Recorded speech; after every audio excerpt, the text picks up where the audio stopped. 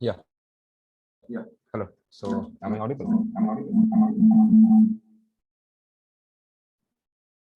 Hello.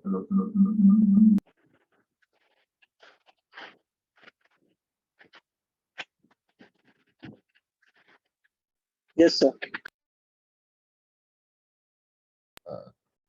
I guess it's fine now, right? Like no echo. Yes, sir. Yeah.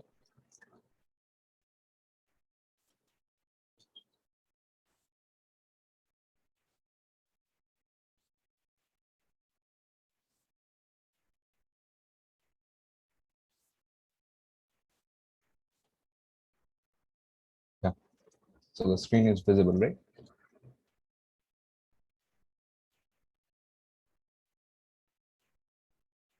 Yes, sir.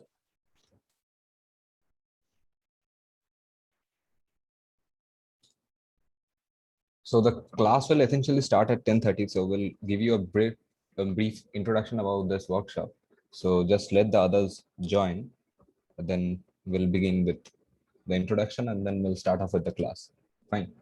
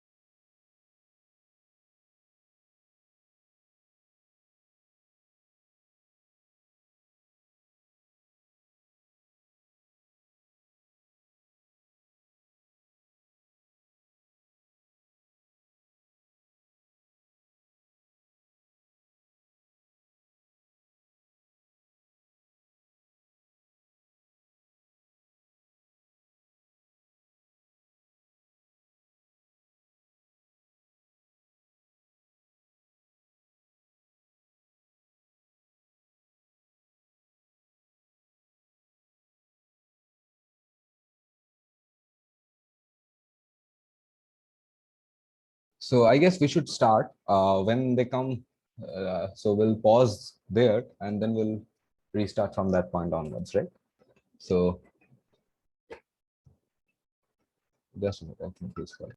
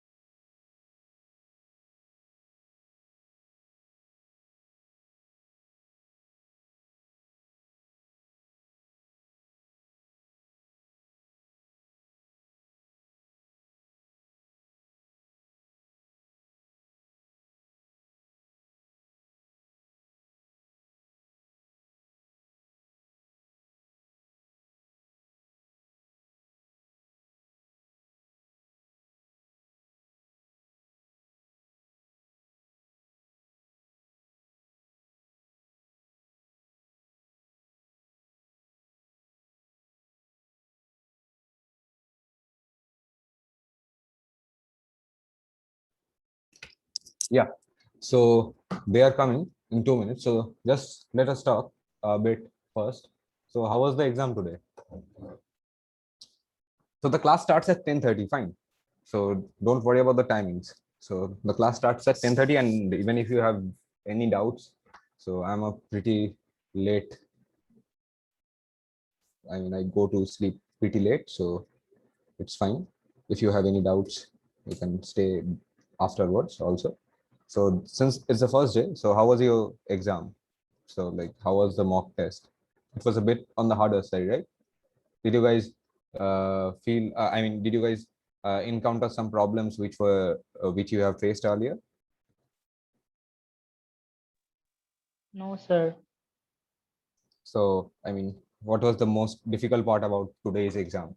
Like one quick question: like, how many of you noticed that the total marks was more than 100 for the second part? Me. It was 134. Yeah, 104. Yeah, so the thing is, the 34 marks was buffer. So like, so I mean, it you are not used to this, I guess. So inside ISI, when we have exams, so we have extra marks which you can, I mean, which you can attempt, but that would be added as an extra, right? So the total marks was like 135, and if you could solve like 110, you would have gotten 110. I mean, which would have rounded off to 100. So it's like more marks to for you to attempt, right? Okay. So have the join.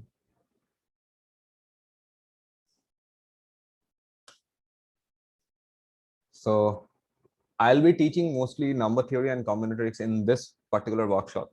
So we also have regular courses, as you have seen on our website.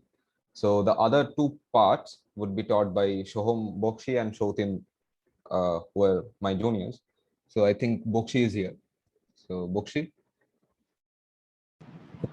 Yeah, yeah. so a bit about your course then. Yeah, so we'll go through the calculus in quite a detailed way and look at problems and practice the way to think how to approach a definite problem. And as you all know, calculus is a very, what do you say, a very favorite topic for ISI and CMI in France. So we'll get to know that in time. And similarly about my course, like, so my topic is a vast one, right? And so it is more covered towards the Olympiads rather than ISI and CMI. But I mean, you should know the basics. I mean, you will require these at every stage of, like, if you pursue maths, so you will have to encounter this at every stage, like combinatorial arguments and some basic number theory is required everywhere, right? So I'll go step by step from the beginning, and we'll dive into very hard problems, but we'll look into the simpler solutions, right? So, and is Shotin here? Yeah. Hello, everyone. Am I audible? Yeah. Yeah. Yeah. So, from possibly Divantada has already introduced you to the course and its structure. So, I will be basically, this is just a short introduction. I'm Shotim Das. I also study at Indian Statistical Institute, Kolkata, BStat. So, for the purpose of this workshop, I will be teaching you algebra. Algebra in the broad sense of the term that includes polynomials, complex numbers, and so forth. Okay, so I guess you have a number theory class now. So possibly I'll let Divantada take over. Yeah. Yeah. So let's start early on the first day, right? So let's start early. Right. So everyone is here, right? Yeah. So let's go. And if you can't see the screen at any point of time, please let me know, right? So, okay, let's go. So we'll start off with number theory, and we'll start off with the very basics, right? So, like, what all do you guys know? Like, just wanted to know. So I'm not entirely sure. So I'll start off with the basics, and after I'm done with, say, 1 or 2 pages, like when we go to the first problem, we'll know how much you guys can attempt or things like that. Yeah. So the first thing that we have to know is divisibility, right? So say we have two integers, a and b, right? So we say a divides b when we have another number c for which we can write b is equal to ac, right? So just let me write this down. So a divides b. So this means there's an integer c for which we can write b is equal to ac, right? And this is denoted by this symbol, right? Now, from this definition only, and yeah, so this there are some more terms like b is a multiple of a and a is a factor of b, c is also a factor of b, right? So from the definition only we can have these things, right? A divides b, if we have a divides b and b not equal 0, then mod of a is less than equal to mod of b, right? So the number which divides must be lesser or equal to. So the next thing is transitivity, right? Not exactly transitivity, just this is if a divides b and a divides c, then a divides alpha b plus beta c for some integers alpha and beta. So like it over the sum it is also dividing, right? If a divides b and a divides b plus minus c, then a divides c. So I mean, just keep these definitions in mind, because I mean this might look silly. So when we go to the problems, you will understand like we can do a lot of stuff using this only, right? A divides a, and if a divides b and b divides c, then a divides c. This is transitivity. And if a divides b and b divides a, then they should have the same magnitude, right? So the very first theorem that we encounter is the division algorithm, right? So we have encountered this many times, right? Like we use this everywhere. So for any positive integers a and b, there exists a unique pair q and r of non-negative integers such that b can be written as aq plus r, where r is less than a, right? So this is called division algorithm, right? So can you give me a quick proof of this? Like what do I need to do in order to prove this? Like what are the steps? Someone? Well ordering principle. I mean, no, I want, what do I mean, I want exactly what do you want, right? For Like example, we can define a state like s is equal to a minus xb, and xb মানে x belongs to red, and a minus xb greater equal to 0, and we have to first prove that the state is non-empty basically by taking an element, and then further have to prove that r is the smallest element, I think, like following this thing. yeah, so what did you exactly prove here? So you proved existence, right? Yeah. So I wanted the parts of the proof. So the first thing is we need to prove the existence of such a pair, right? The first thing. So, and what's the next thing? You need to prove its uniqueness, right? So how do you prove the uniqueness? You told me how it exists, right? So there's a non-empty set, so you can find at least a pair of integers q and r for which this exists. But why is this unique? For which condition specifically?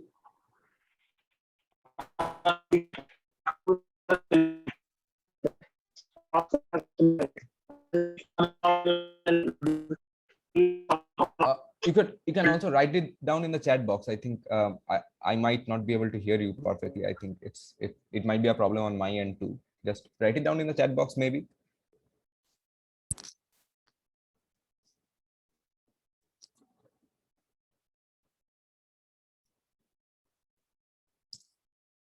Yeah. So everyone just try, just tell me, so everyone, can you understand why this should exist? So there, so I think everyone is familiar with this proof, right? The existence part. So can you just give me a one line, like which part exactly tells me that this should be unique, right?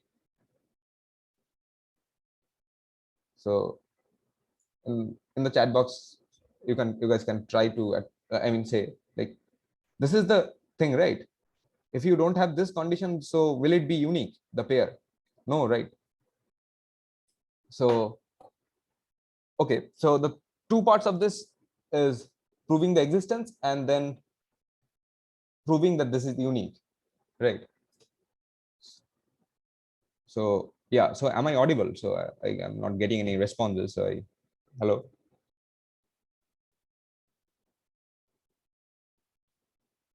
Yes, sir, you're audible. Yeah. Yeah. Yeah. So okay. So let me check if you guys understand or not. Okay. So a quick problem. So like 21n, I think most of you have seen this problem before, I guess. So is this an integer for any positive integer n? Is this integer for any positive integer n? 21n plus 4 divided by 14n plus 3. I'm taking n as a positive integer. So can this be an integer, this fraction?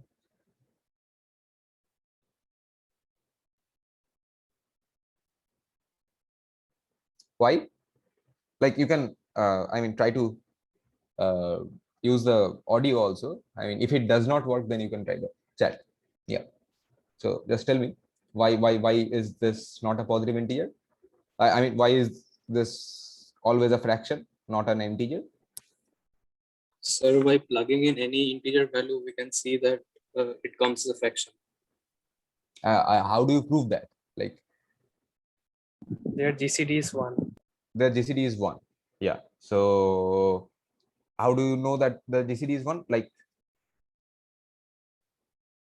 a quick, like do not calculate the GCD just by looking at it. How can you say? We can multiply 21n plus 4 into 2 and then divide it to make the 3 minus 1 by 14n plus 3. That has to be an integer then, but that cannot be an integer. Yeah, I mean, what I wanted you guys to use was just this only. Like, so just see that you just subtract the, like what you do for the division algorithm, you just do it once. So what I mean is you just do this, right? So it's 7n plus 1, right? Okay, 14n plus 2 divides 20n plus 4 implies it must divide 7n plus 1 also, but that is smaller than. Could you repeat just once? If 14n plus 3 divides 21n plus 4, then it should divide their difference also. Yes. And the difference is smaller than 14n plus 3 because it is 7n plus 1. Yes. Also, similarly, like what he said, like someone said like GCD, right? So he's also correct. So someone also said GCD, right? So GCD is essentially what is this? So you can check the GCD is like just a sec. Yeah. So multiply this with 2 and subtract it from this, right? So the remainder is 1, right?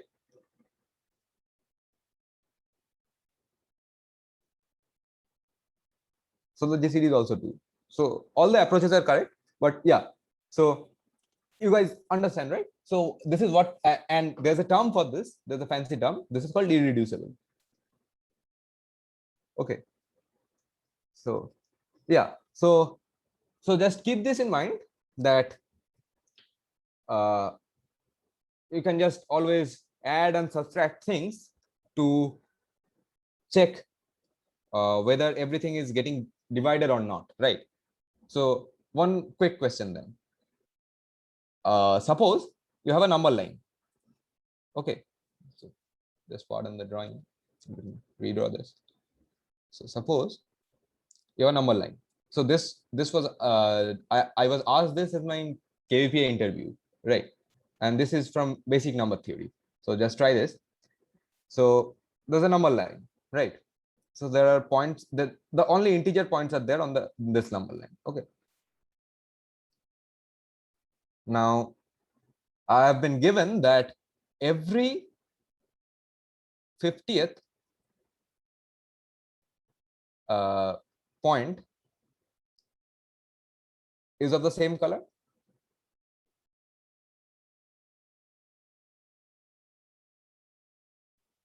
And every 64th point is of the same color.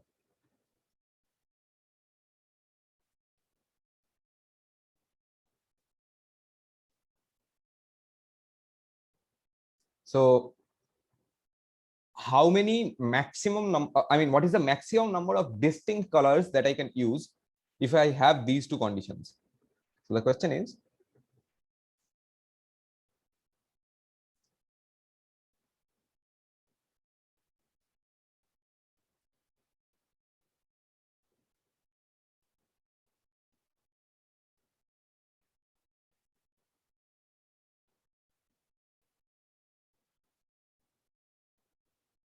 What is meant by 50th point? Like, from yeah, where are we so starting yeah.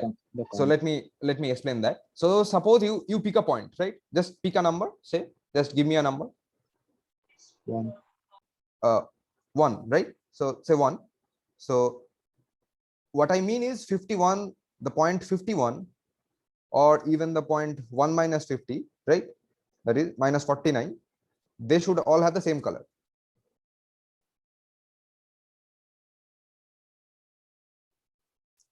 And similarly with the 64th point. So for example, I mean, let me draw this with this only. So suppose this is 65, right? This is a hint.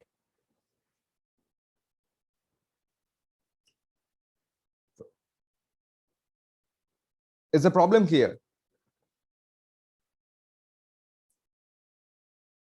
Is the problem clear to everyone? Just let me know if it is not clear.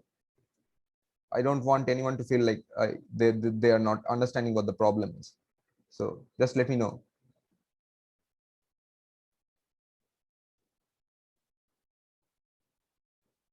What is meant by using distinct colors?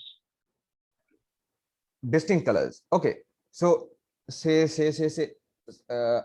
suppose I don't want to give you the solution. Say, for example, can you just try four different colors, right? Suppose you take 4 different colors. Okay. Can you satisfy these two conditions? That's my question. So do you understand what I mean? I can understand that your question, I mean, I believe my intuition says it has something to do with the LCM. So like every No, I don't want anything with the approach. I just want, I mean, is the exact question clear? No, actually, I did not understand what is meant by using distinct colors. Okay, so distinct colors is what I mean. Like, for example, you say that I'll use 3 colors, say red, green, and blue. So I have marked with blue, right? The points till now. Okay. These should have the same color because of these two conditions. These have to be satisfied. Every 50th point is of the same color and every 64th point is of the same color. So now I start with 3 colors. So I have one color, blue. Now I am forced to color many points, right? Because of these two conditions.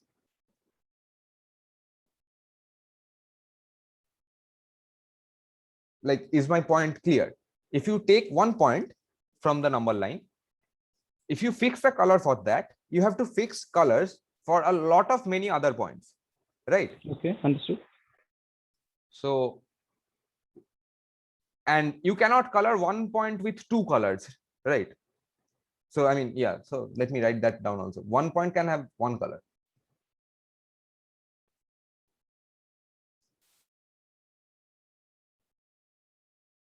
So what is the maximum number of colors that you can use, right? So is it clear now? Or if you have doubts, Please feel free to ask. Are these conditions different, or the No, first condition and they the should be second satisfied same color? simultaneously. They should be satisfied simultaneously. Both of these conditions have to be satisfied. Like all these points have to be of the same color. Every 50th, take any point, every 50th point should have, every 50th point from that point should have the same color. Like, One has so the same color as 51, but one will have the same color as 65 also. okay, let me write it down like this. So okay, and tell me if it is clear or not.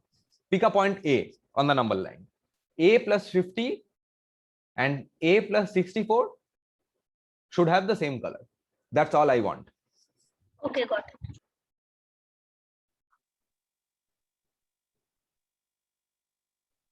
Like At anyways, one point, one color is the maximum, I think, because like every number say like I fix a color for a number q, and then every number like the number q plus 1600k would have to be the like would have like I if I choose like color like black and white, then the number q plus 1600k has to be both black and white, then which is not possible, no. What? Because like What? every Why? Could you repeat? yeah, like the like if I fix like q, oh, okay, that's fine now. Okay. No, it's okay. No, you are very close. So you are on the right track.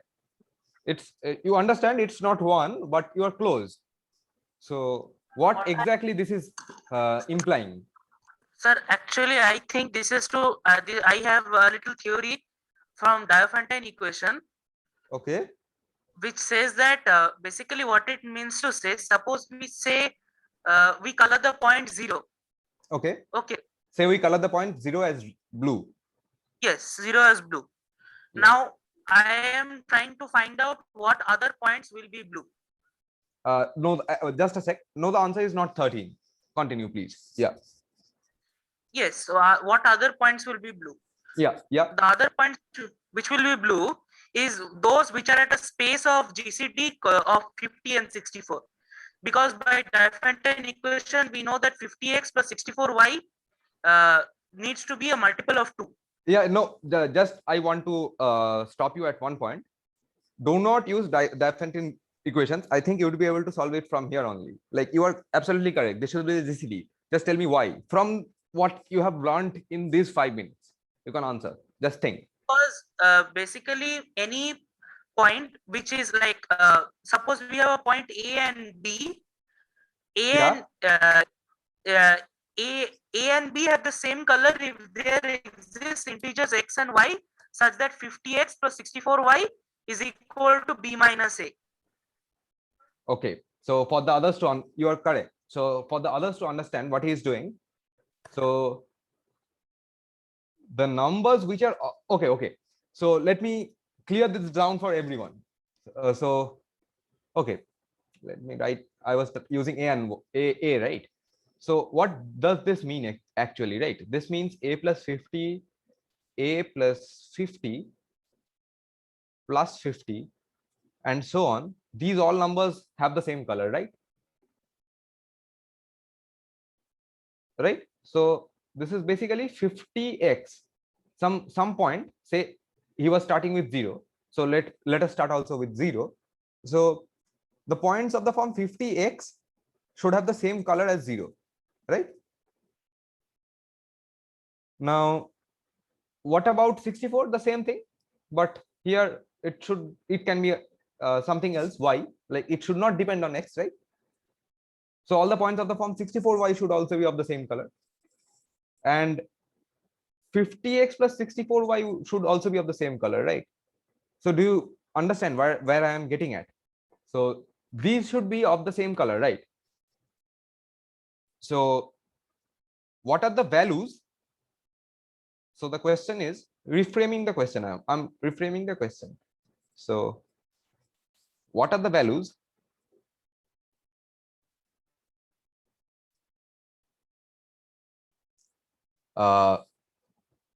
this expression can take?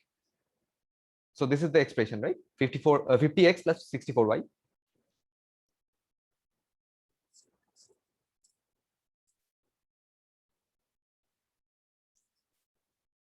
for all integer values of x and y. When I mean by integer values, I mean both positive and negative integers. All integer values of x and y.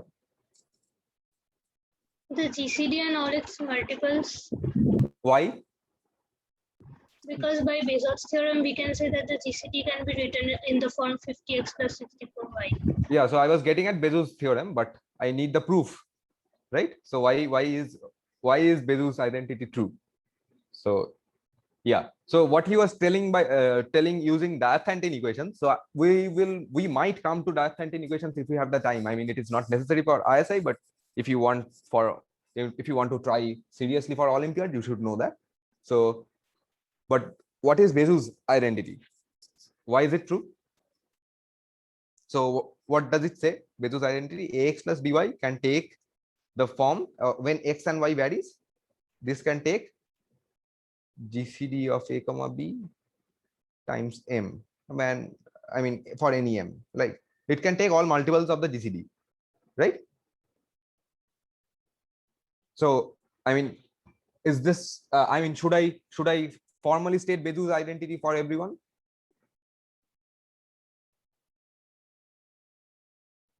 I don't think necessary. Right. So this is fine, right? So Yes. why this is true? Just from the definitions. I don't want any fancy terms. Like I mean, you can understand I mean, you understand it well when you can simplify it in the easiest terms. So I just want you to use this. We repeatedly keep using the Euclidean algorithm until the final remainder that we arrive at, that is 2, and henceforth all the quotients or those A's and B's we have arrived at earlier, those those are multiples of 2 as well. So we like just superpose that implication through equations.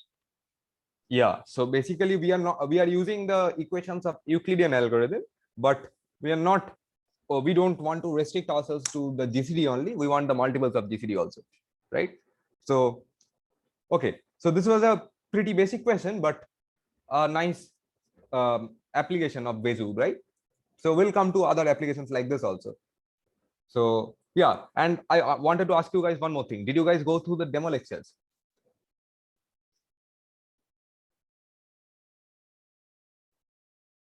I did, and it was pretty scary. Which part? The Fibonacci one, or the like? Okay, so let me give you the. I mean, there's a history to all of those problems, right? They are pretty well-known problems, but I mean, okay. So since this is the first class, and I mean, we can extend it if you guys want and everything. So let's just pick one more question, just to check what you guys can actually do. So I'll increase the difficulty or decrease the difficulty like that. So suppose, and this might be a known question. So if someone knows this, so don't answer that. But if someone doesn't, so just let them try. So suppose there are, say, 2021 doors, right? So, and there are 2021 students. All the doors are initially locked.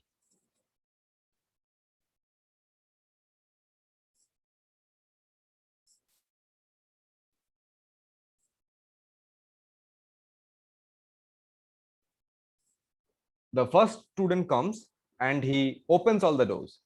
So first student opens all the doors. And do not worry about this handwriting, like I'm writing it on the open board, but I'll give you a concise notes after the class, right? So, and if it is readable right now, that's fine. So the first student opens all the doors. The second student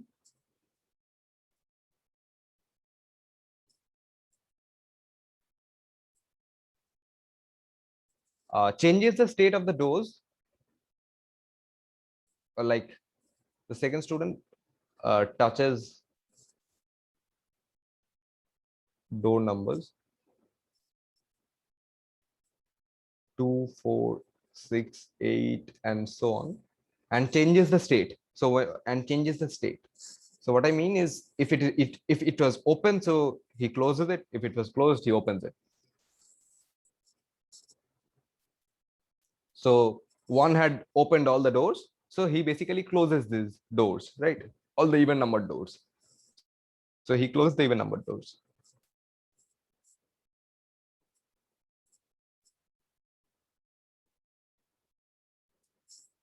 Right. Now, similarly, the third student comes and touches the doors number 3, 6, 9, and so on, and changes the state. So this goes on till we have the 2021st student who just touches the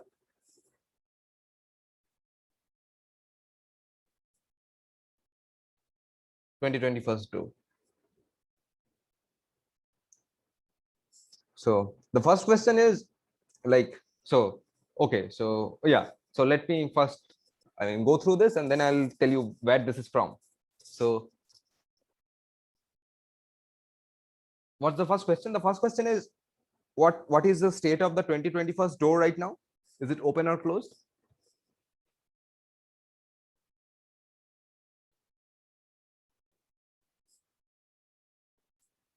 So open.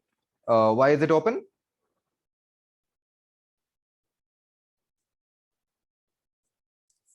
Everyone can write the answers.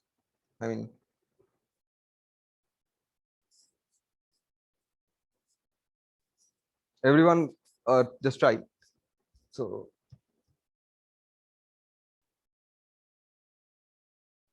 It has an even number of factors, like the number 2021. It happens to be a known problem actually. yeah, so just let the others try then. So this was basically, so I have been asked this question thrice, okay, in my lifetime. So the first one was in KPI interview, the second was in ISI interview, and the third one is the internship interview that I gave 2 months back. So you understand the importance, right? Sir, means that means that a student will touch the 21st door if that 2021 is zero mod, basically that number, zero mod say I. So the first student will touch it, then say the factors of 2021 will touch it. Maybe the student number, like kth student, but k is a factor of 2021, maybe touch it like that. Yeah. So how many doors will be closed at the end of the day?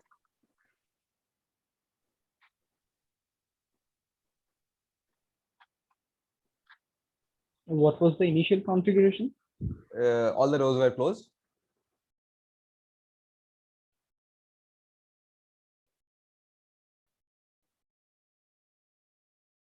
All should I answer? Yeah. So most of you guys know, I guess. So the answer would be the only open doors would be the perfect squares, right? Because only perfect squares have odd number of factors. Right. Yeah. So just keep this in mind, like only perfect squares have odd number of factors.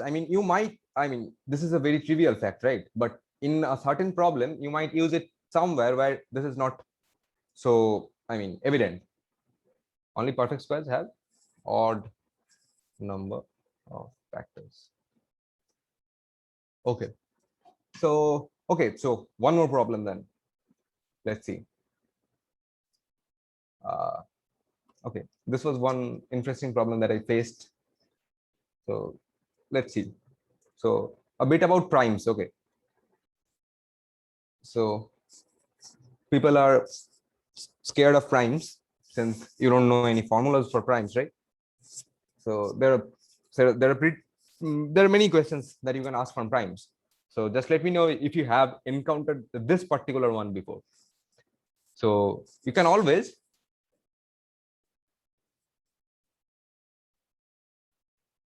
find a sequence of 100 consecutive numbers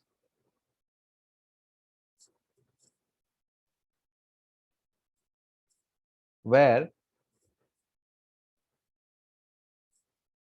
none of them is a prime.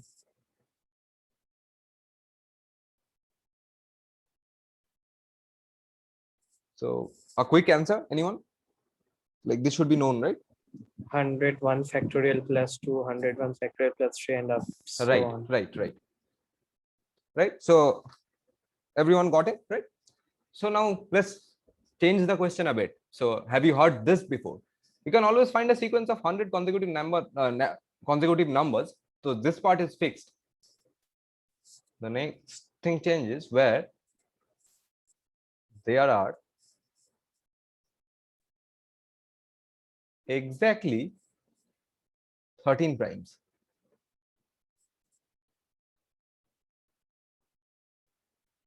So anyone?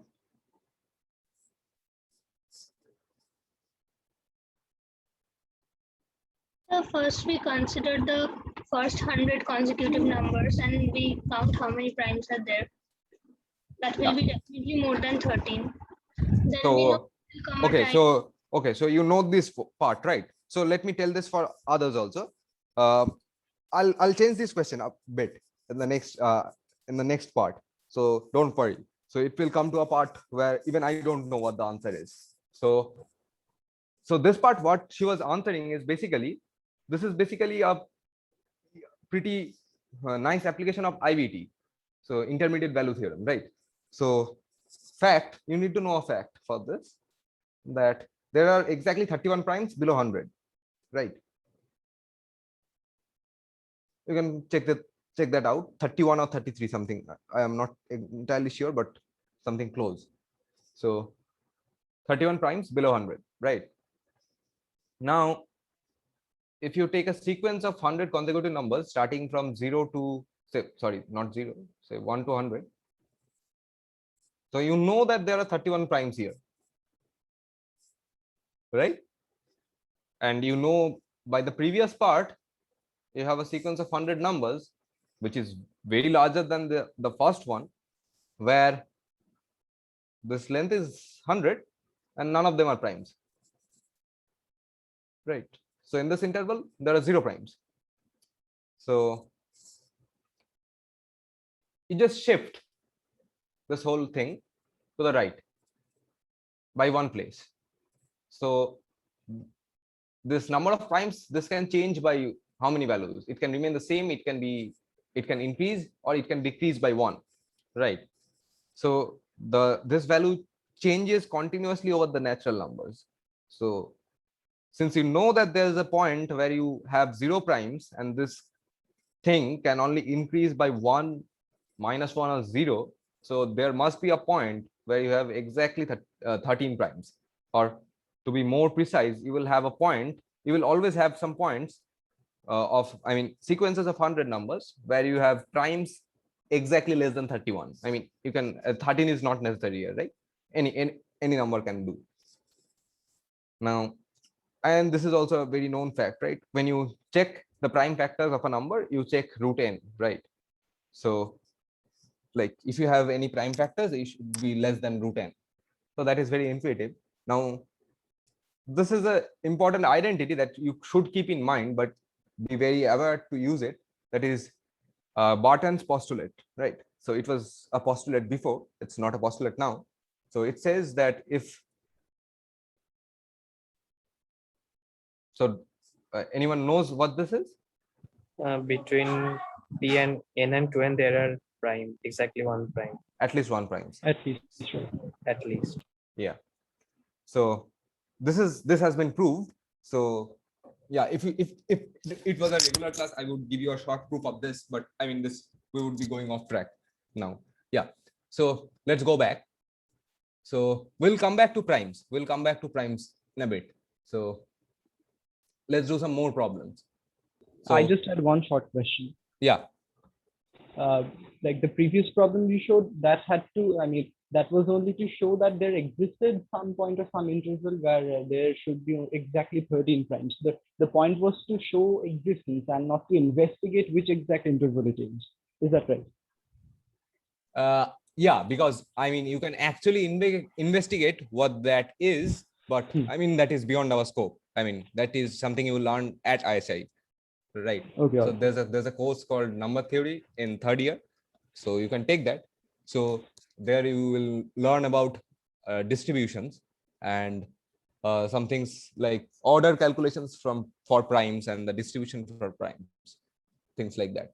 So I mean, from this point, I mean, whenever you want to talk about the number of primes, if you want an exact answer or even an approximate, it is not entire, that is beyond our scope, right, at this point. So okay, so let's try this. So this is a pretty basic one. So it states that let p be a odd number which is greater than 2, and let n be a positive integer. Then prove that p divides this, that 1 to the power p to the power of n plus 2 to the power p to the power n plus dot dot dot p minus 1 whole to the power p power n. So any quick takes on this? This is also pretty straightforward, right? There are even number of terms because p is odd, and the terms which are equally distant from both ends, they give a remainder of 0 when divided. That's the idea. Yeah, like slightly better proof, I mean better representation of your proof, maybe, like, Yeah, so take any k from 1 to p minus 1 over 2. take any k from 1 to p minus 1 over 2 inclusive. okay, Then we know that p minus k to the p to the n, p minus k, p minus k raised yeah, to the p to the n. yeah, This is congruent to minus k to the p to the n and modulo p. okay, Since p is odd, we can bring the minus sign outside. And so we are getting what I just said. yeah. So k to the p to the n plus p minus k raised to the power p to the n would be. And so they will cancel out, right? Yep. Yeah. So is it clear for everyone, or should I repeat the solution? So what he is doing is basically like, the most important observation is that we have an odd number, right? That's why this is working. So just look at this, right? So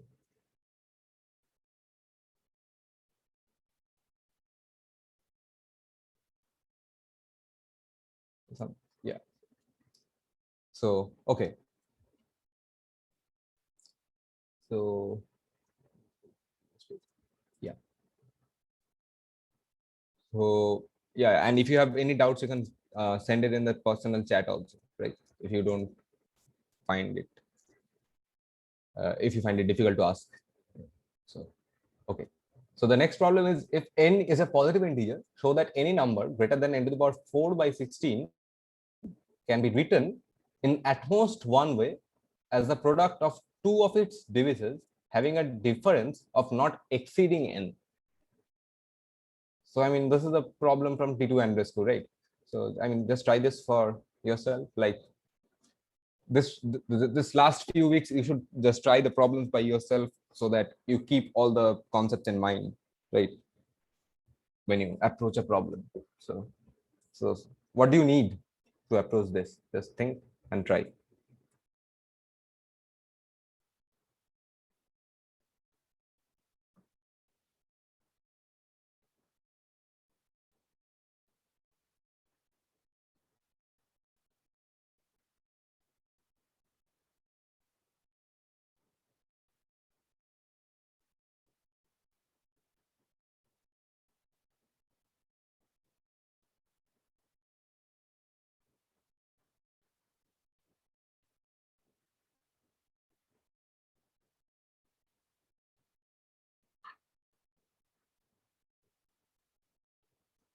So what's the best possible approach, right?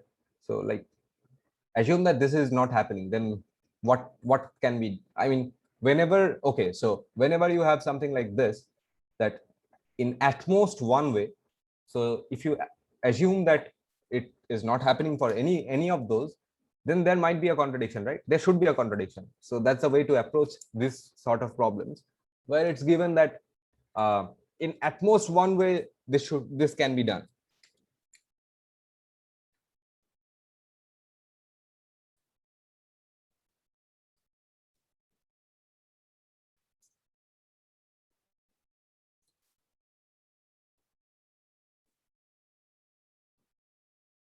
Suppose you have more than one representations, then what happens?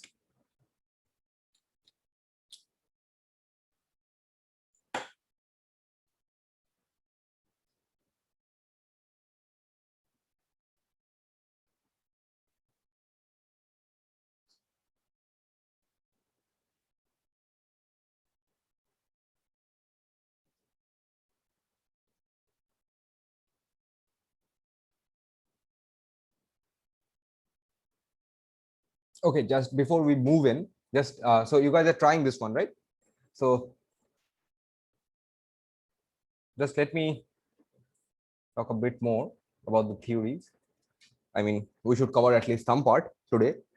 So this is the prime factorization theorem, right? Any integer n greater than 1 has a unique representation as a product of primes, and there are infinitely many primes. So give me a quick proof of this one, that there are infinitely many primes.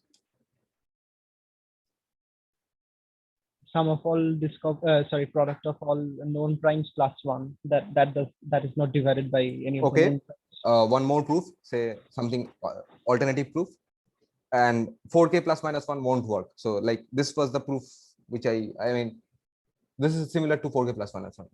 Do you guys know any other proofs of like why there are infinitely many primes other than, yeah, so that what he said, just keep this in mind, that this is an important construction, right? So when you have primes, you just multiply all of them. So, and when you add one, so this is a new prime, right? So the construction what I'm talking about is a1 to an plus 1. This is not divisible by any of those, right? a1 to an. So this construction is I mean, it is used pretty much everywhere, so you will see. Okay, okay, so this problem should be a quick one. I'll give you one more proof of why primes are infinite, but There is one another proof. Yeah, tell me. We 1 plus 1 by p1 into 1 plus 1 by p2, we write product of the primes, and this equals to summation 1 by n. Okay, why? We can show bijection that every number appears exactly once in this. Okay, so the combinatorial argument, right? And that the RHS summation diverges, so primes cannot be finite. Yeah, so that's a good proof. So yeah, so did you guys understand what he said? So he was using basically the idea what was used by Euler in his Stottian function, right? So we'll come to Euler's function also. So there are some interesting variations of Euler's function. Okay, one more, you can, if you guys have time, like if you are inquisitive, you can search this. So there's something called Orpon primes. So he was a senior of ours at ISI. So this is the paper which he wrote while he was at ISI. So you can search this up. So there's a very quick and short proof of why there are infinite many primes. And I guess none of you have seen that before. So you can just search Orpon primes on the web. And I think there's a paper, and you guys can search it up. How you should download a paper. I mean, you have many websites for that, right? You can search it up. So it has a very nice combinatorial argument there. Okay, so yeah, so we are stuck at one problem, so we'll go there. Just two short problems before we do that, before you guys try that. So try this one first, that prove that for any integer n greater than 1, this number is not a prime, that n to the power 5 plus n to the power 4 plus 1. So what's the way to approach? Factorize, right?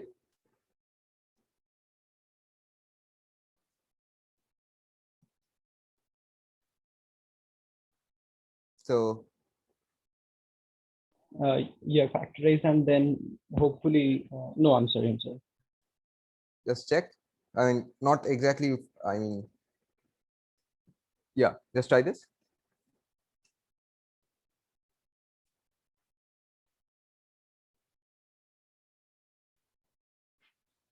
I mean, if it is factorized, then you are done, right? So just how would you factorize? Like if you can factorize it into two terms and you can show that both of them are greater than one, you are done, right? So just try to factorize. So like why this problem? Like this is easy, but why this problem? Since I want you guys to understand what your approaches should be when you face something like this. So the most basic approach when you face that something is not a prime, you have to show you just first try to factorize it, right? Like you have other options, right? Like you can check modulos and other stuff. So I will come to those things. Just first try the most basic thing. Is it getting factorized?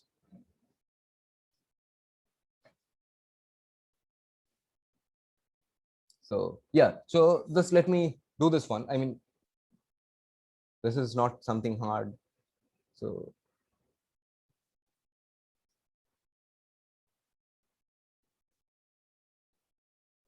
it's readable, right? Yeah. Or should I slow down the pace maybe?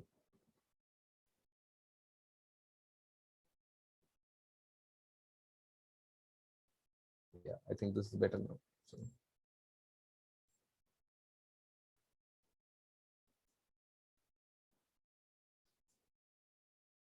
right.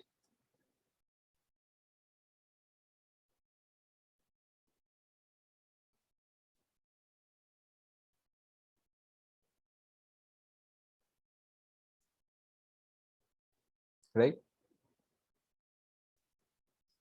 Now you can claim that these both are integers greater than one, right?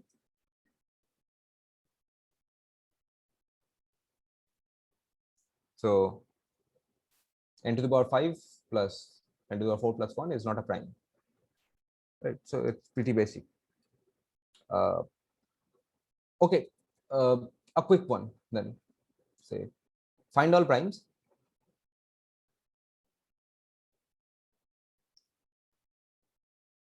where say ABC, where AB plus BC plus CA is strictly greater, I guess. Yeah, strictly greater than ABC.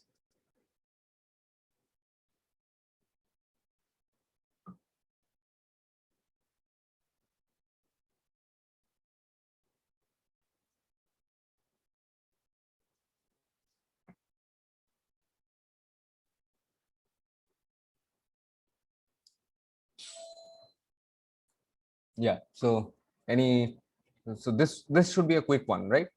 I mean, this is a pretty ISI level question. Yeah, is this Is this?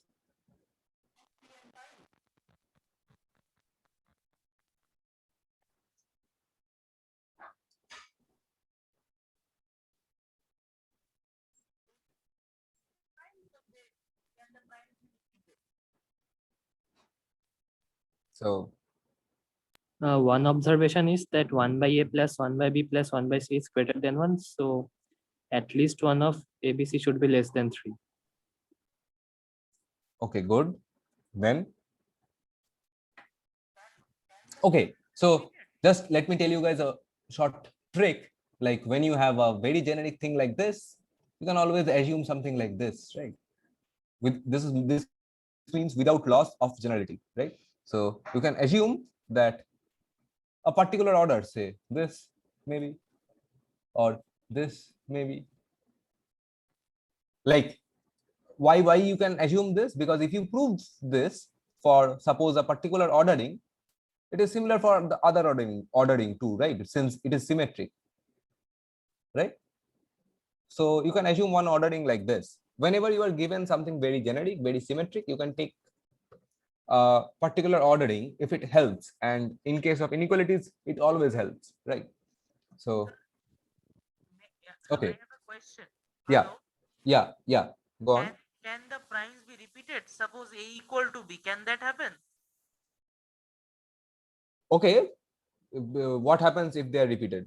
Yeah, I have, like, say there are two questions, say distinct and say not distinct.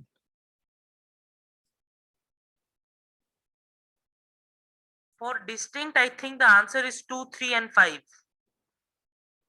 For distinct, the answer is 2, 3, and 5. Okay. Why is that the only solution? Because if it's not 2, 3, and 5, if suppose the largest suppose the largest number is sorry, largest, I mean the least prime. Suppose the Yeah. least prime is 2, then the next least prime is 3, next least prime is 5. Okay. And if you take anything less than that, it will become less than 1, because next one is half plus third plus 6, which is equal to 1 only. So Yeah. you cannot take any less than that. Okay, so if they are distinct, so it's pretty basic, right? So let's take non-distinct then. So what happens then? So here I have actually taken non-distinct, right? Since they have equality signs, right? So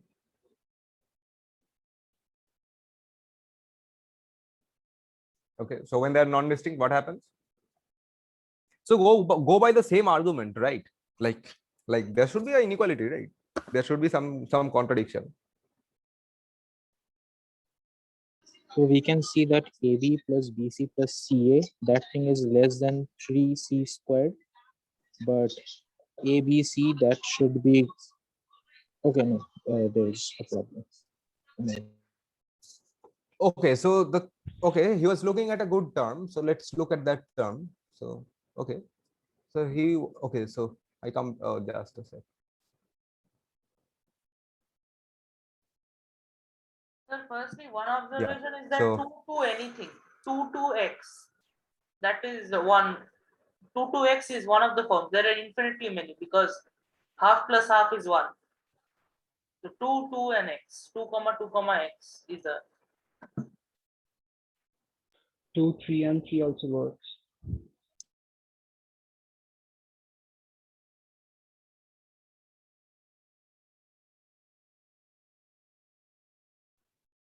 hello, am I audible again?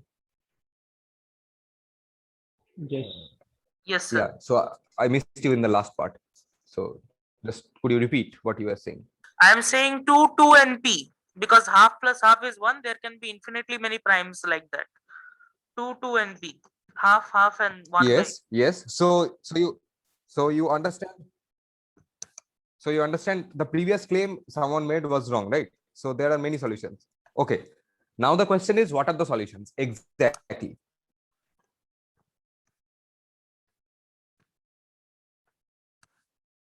Should I answer? Yeah, just go on. I mean, the faster we finish this, the more we can cover, so go on.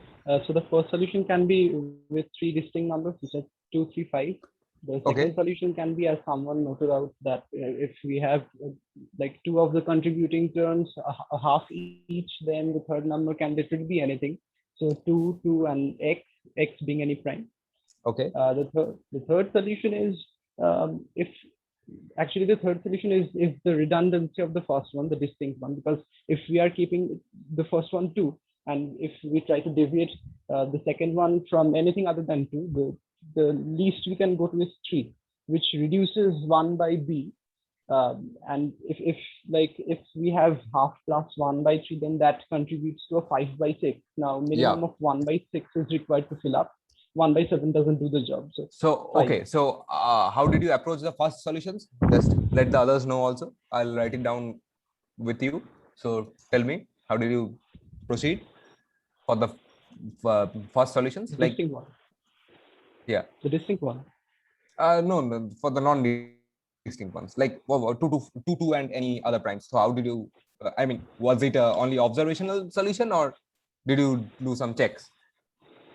Okay, so I basically thought that if the first prime is the first prime being a, if the first prime is 2, that makes 1 by a half. The Okay. second prime, if it is 2, that also makes the 1 by b term half. So Yeah. half plus half already contribute to a 1. The Yeah. third thing, which is 1 by c, that should always be greater than 0. So literally anything infinitesimal even that can do the job. It can increase the result from 1 to a little above 1. Yeah. So So I thought of in this manner that Yeah, I actually borrowed it from him. Right. I thought of in this manner is that firstly you can take, there are 3 cases, 2 okay. 2, 2 3 and 3 3. Okay. 2 2, like if you take, if the least prime is anything less than 3, there is no option. You any if the least prime is anything less than 3, then it obviously means that the addition will be less than 1. So there is no I mean, what you mean is greater than 3, right? If the least prime is greater than 3. yes, it's getting confused with the reciprocal and all. Yeah. Fine. So you're correct. Yeah, fine. Go on. Yeah, so this is the only these are the only 3 cases. 2 2, we obviously notice that it's 1 by p will work, anything will work, so that's all infinite cases. 2 3 2 3 is like half plus third, so sixth is the option, so it can be 3 or 5. And 3 3 in the 3 3 case, it can only be 3, nothing else. Good. So is it clear for everyone? Yes. Yeah. Okay. So a quick known problem then, because I mean this is a very powerful factorization. You should remember this. So have you guys heard of this Sophie Germain identity? So let me write this down. So find all positive integers AV for which this thing is a prime. A to the power of 4 plus 4 b to the power of 4 is a prime. So I already told, right? So this is the identity. So this means this can be factorized. So it can never be a prime. So do you know the factorization of this? So a to the power 4 plus 4 b to the power of 4.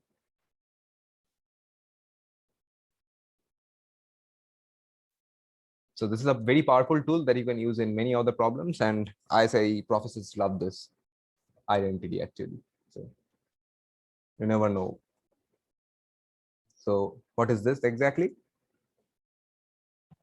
A square plus 2ab plus 2b square into minus of that. Yeah. So We are a 4a square b square and we subtract the same. yeah, 4a square. So that's what I wanted to hear. So add and subtract 4a square b square. So this comes out to be then what? A square plus b square plus 2ab plus b square, right? And similarly, I mean, a minus b whole square plus b square, right? So basically, this is the product of a plus b whole square minus plus b square and a minus b whole square plus b square. So this is an interesting form, and okay, we will see problems based on this. So okay, so now let's go back to this problem. So now try this one. Let n be a positive integer. Show that any number greater than n to the power 4 by 16 can be written in at most one way as the product of two of its divisors having difference not exceeding n. And do not send the answers in the group chat for this one. Send this directly to me and do not discuss this one. Fine. So I'll give you 5 minutes for this, and after that I'll start discussing this. And I think some of you have gone through the demos, right? So we'll go through these basic things like well ordering principle and induction, and then we'll start off with this problem, which was introduced in the demo lectures, I believe, right? So Have you guys seen this one?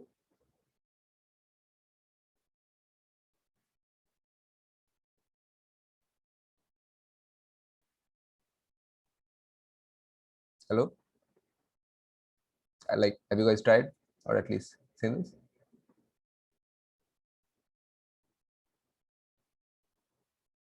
This was in the demo lectures. So we'll start off with the solution and the process, how we can approach problems like this. Just try this one first.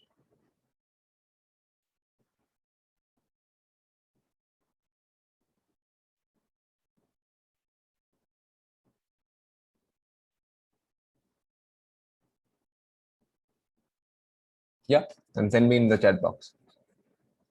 I'll give you guys 5 minutes.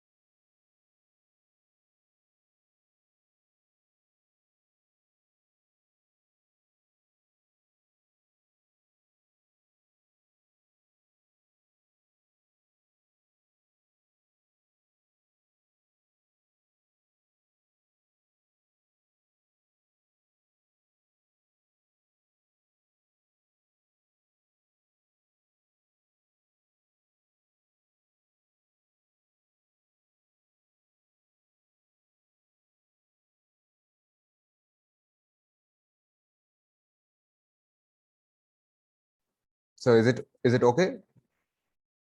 Fine? Hello? Yes, it's fine. Yeah, yeah, good.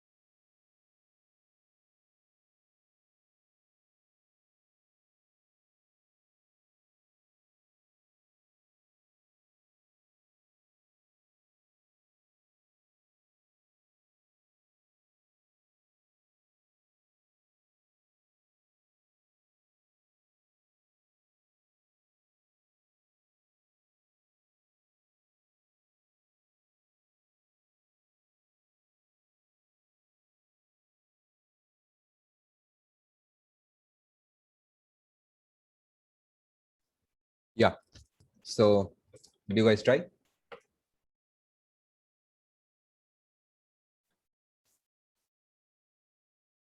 Hello, am I audible?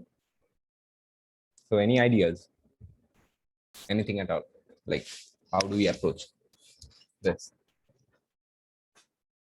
Anyone?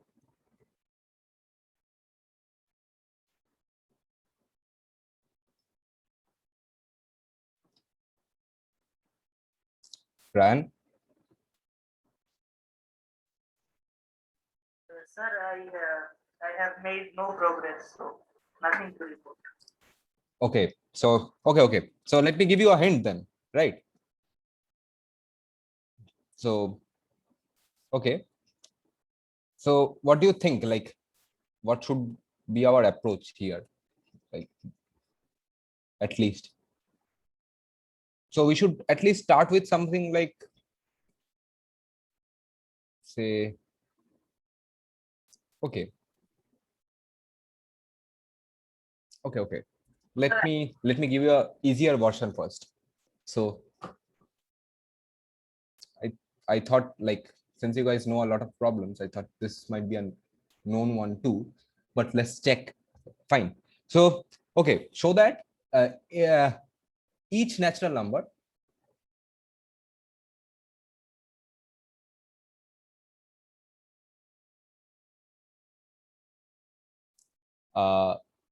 can be written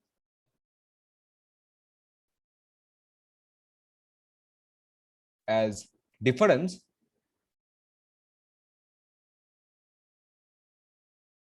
of two natural numbers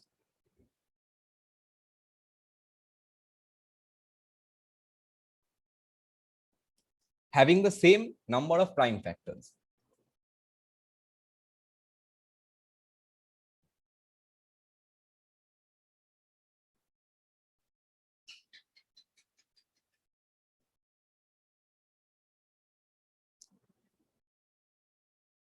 Right? So this is a pretty known problem, right? So let me tell you how to approach this. So okay, so let's take n, right? So if say n is, we can have two cases, right? N can be even or odd. So when n is even, what can we say? We can say that, I mean, when 2n minus n. yeah. So why they have the same number of prime factors? Since Because n is even, so if we multiply it by 2, it doesn't change any number of prime factors. right, correct. Everyone got it? Pretty easy. What about when they are odd? Let k be the largest least prime that doesn't divide n. So k plus 1 into n minus kn. That. So I'm writing this down. Like some of you might not know this one. This is a pretty known problem. So k with the least prime that doesn't divide n. Right. Now continue with your argument. Yeah. K plus 1 into n minus kn. Yeah. Now Then kn has exactly one prime factor more than n, that is k. yeah.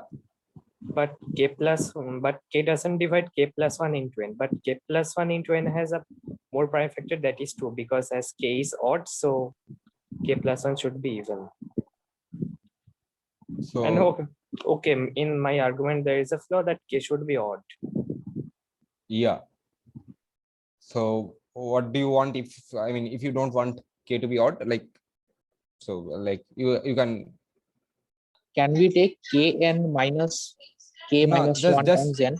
no, just the previous one. Just think about a bit. Why k should be odd?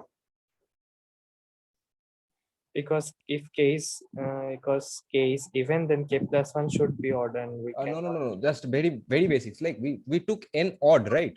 Prime So is 2. yeah, so it should not have a even prime. Right. Yeah. So your argument is correct. So everyone got the argument? Yes. Okay, so since you guys don't have a clue about the previous one, let's just increase the difficulty in order, right? So okay, so this is also a known problem, k square minus pk. So find all integers k such that this is a positive integer. Find all integers k such that this is a positive integer.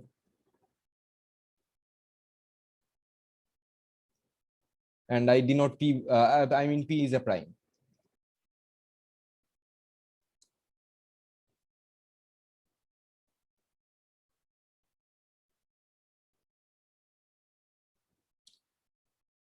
So why this is why I give why this particular problem? Because like you need to know that primes are of the form 4k plus minus 1, right?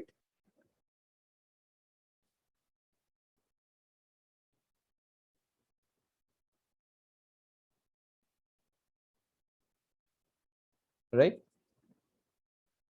This is pretty evident because 4k plus 2 has a divisor, 4k also has a divisor, right? And it's divisible by 4. So the primes can only be of these two forms. So just try this.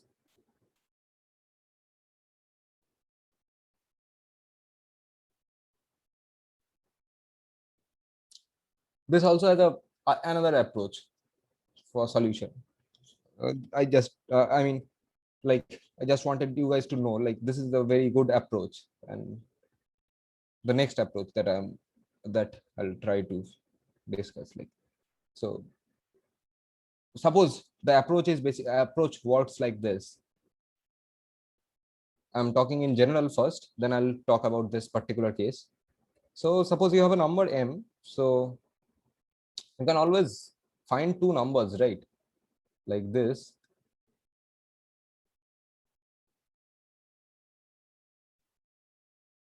Right.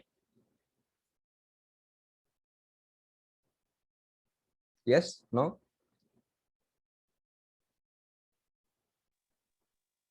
Yeah, fine. So how do you approach, I mean, how do you use this approach here?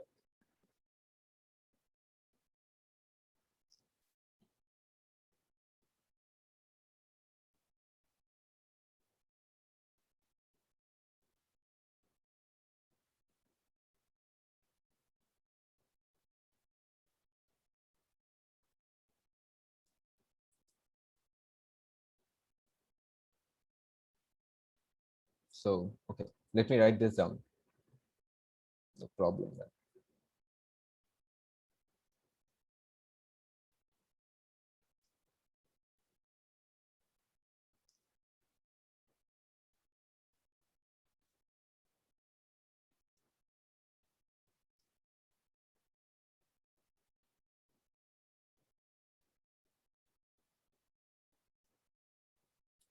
So you guys do not need to worry about the theory part. So if you don't have a concise theory in front of you at hand, so after the classes, after the two classes, I'll give you a concise theory, which will have all the theorems and the definitions sorted out, right? So at this point, what I need you guys to focus on is the problem solving. Even if they're known problems to you, just keep all the approaches in mind. That will help you the most during the exam. At least it did for me. So yeah. Okay, so first consider the basic case, right? Just eliminate this one first, right? What happens when p is 2?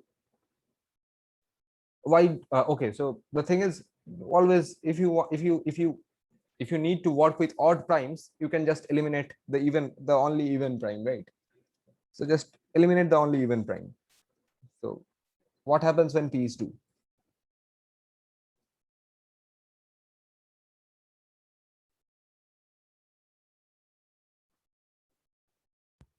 Then k square minus 2k has to be a square number. And that cannot be true. Why? It's Because one k less square than a minus perfect 2k square. plus 1 is a square. And we know a square minus b square equals to 1. That Yeah. has right? So this is basically one, and this is a consecutive integer with a perfect square. So this, if this has to be a perfect square, this is not possible, right? So now you have p is odd. So what happens when p is odd? So I mean, what I want you guys to understand is how you approach a problem, right? I mean, you should not think like you don't have any approaches left. Whenever you see a problem, you should have at least one approach or a backup plan. That's what I want, right? So what happens when p is odd? What can you do? What can you say?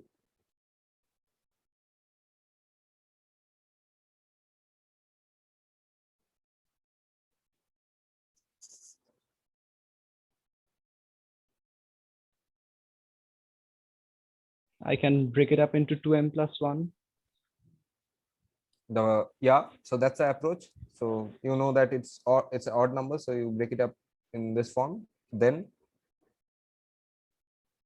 Then it becomes k square minus 2mk minus k.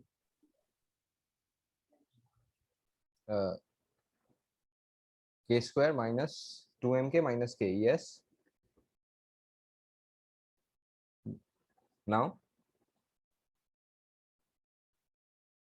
so I mean, this is going fine. So this is how you should approach. So now, so you need this to be a positive integer. So what can you say now? What do you feel? How it should work?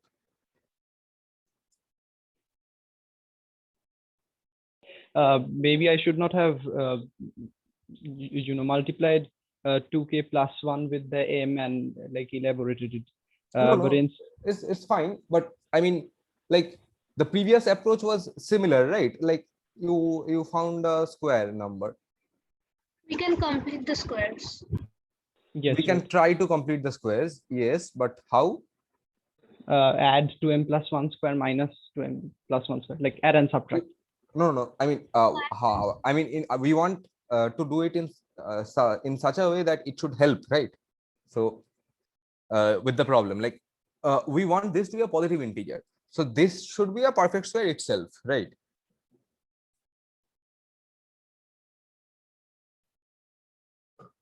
Right. Yeah.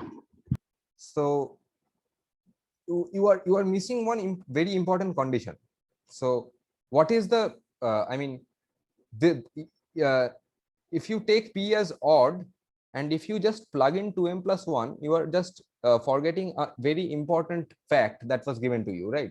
That is, it was a prime 2. So it's getting very generic here, right? So we know that this is a prime.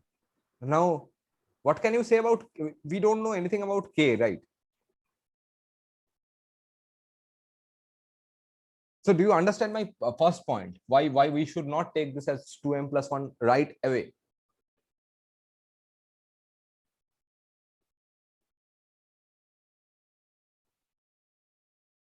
Right. So okay. So Can we take p as 4n minus 1 or 4n plus 1? yeah, so that would be a better estimate, I guess. So what? I don't know. Let's see. Okay. Like yeah, but that's what I was asking. Like why this particular choice of 4? Why are you taking a particular choice of 4 or a particular choice of 2? Like you can use you can use something more powerful here, right? I mean 24 plus 1. no. I mean, why something very generic, right? Okay. So what about this p itself? Like what can you say about this p and this k?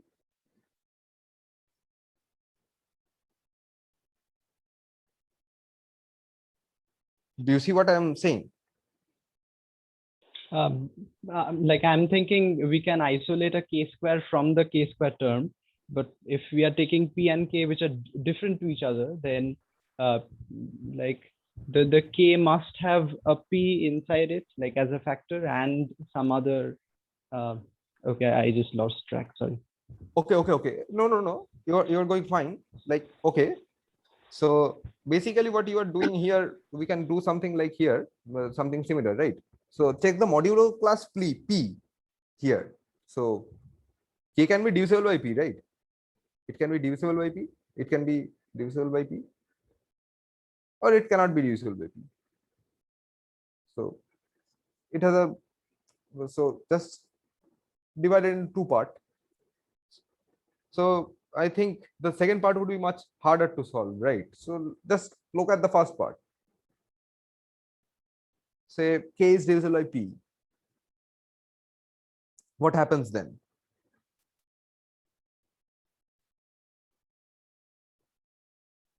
K should be of the form NP. Okay, then Actually N square P. okay. So just let's, I mean, it is a multiple of P, right? So I just want to check whether it is a positive. What should happen if it is a positive integer or not? Like if I assume n square right now, so I'll have conditions on n square, not n. So I need conditions on n, right?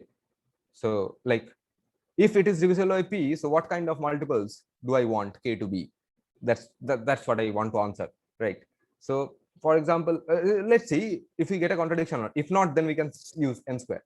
So say K is np, right? A multiple of P. What happens then? So it's n square P square minus np square. Yeah, that's why I wanted to take this. Yeah, so you understand what will happen now? Yes. Right. The thing inside the square bracket can't be a perfect square. Product of two consecutive And numbers. so if you took n square, it would have been similar. So consecutive numbers. Okay, Still. fine. Yeah. Right. So I mean, so it is, so we don't have to worry about the divisible by P part, right? Now, what happens when it is not divisible by P then? So you understand, if you had taken a very generic P here, like when you should opt for things like this, when you should opt for things like a very random modulo, like for modulo 24, someone said, or yeah, it works, like it really works. Like for example, in some problems I might show you, like, but those would be typically Olympiad problems, not ISI problems, where you need to use some difficult modulus, say modulo 17 or something like that, and that might help.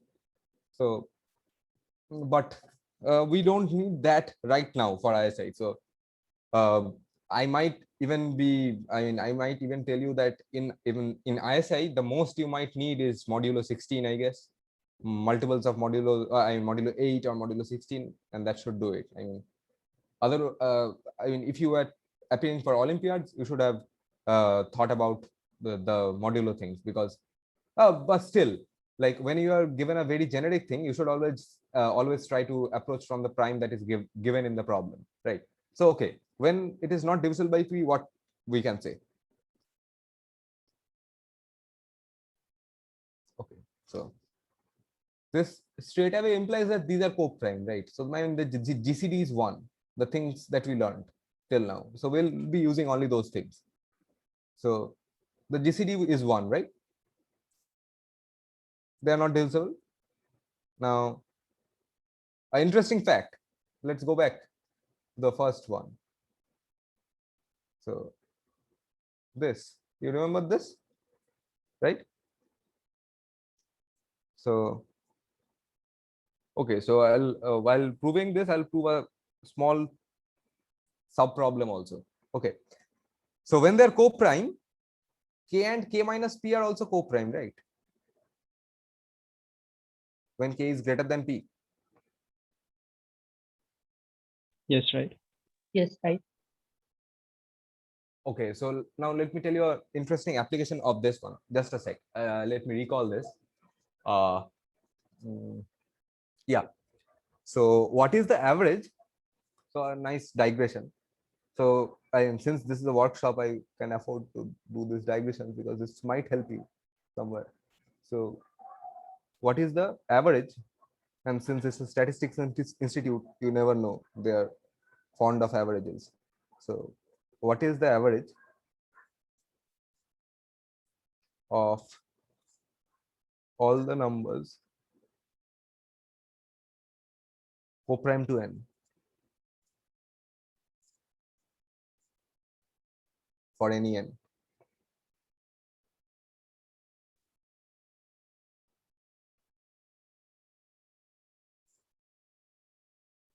Yeah. Anyone?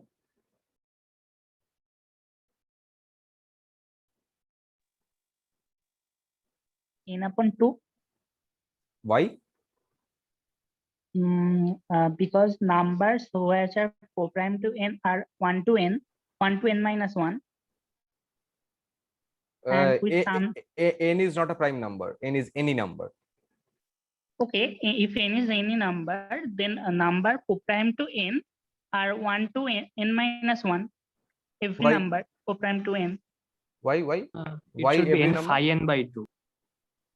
Oh yeah, n phi n by 2. Sorry. Why it should be n phi n by 2? Because we calculate summation I that GCD of I comma n is 1, and the key observation is that if GCD I comma n is 1, GCD I comma n minus I is also 1. So we So I can am just keep in mind I have not introduced phi, so your answer might be wrong. So think about it once again.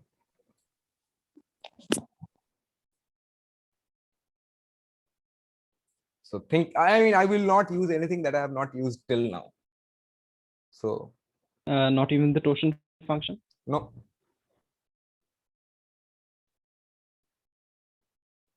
I mean, if you approach from the basics, it would get very clear. Otherwise, you are just struggling to keep the terminologies in head. Just think about this. The digression came from this, right? So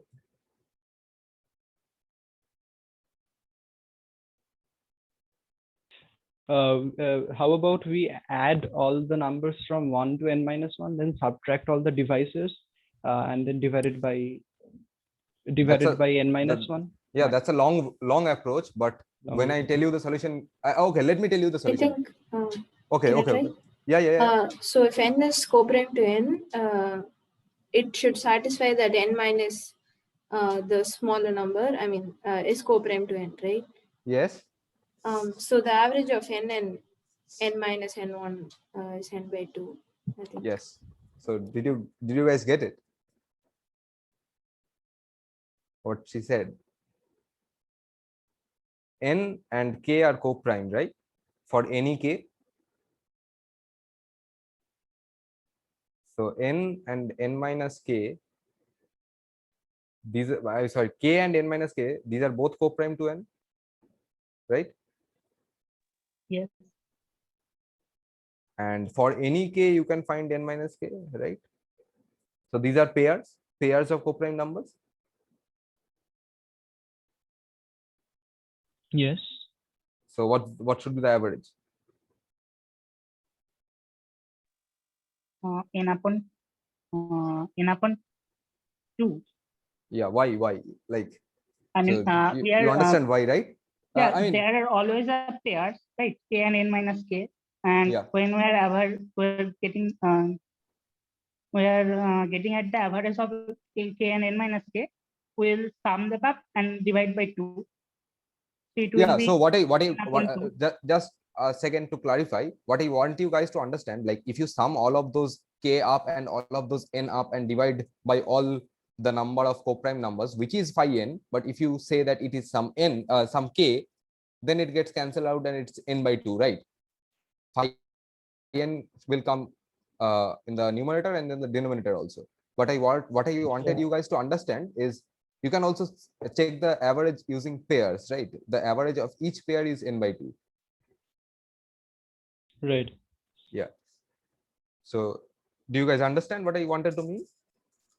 But how many pairs are there going to be like this? You don't need that, right? Right, fine. Yeah, that's what I wanted to say. Like you don't need phi n, but yeah, the value would be phi n, but it is there in the numerator and denominator both. Yes, right. Yeah. So this is the interesting approach, right? For this. So Yeah, and from here you can also derive the number of devices, the formula for that, right? Since someone said the biaxial, right? If you just check the devices, not the devices, like the numbers which are not co-prime, so devices and their multiples. So there are interesting problems using this, just this. Yeah, okay, so let's continue. So k and k minus p are co-prime, right? So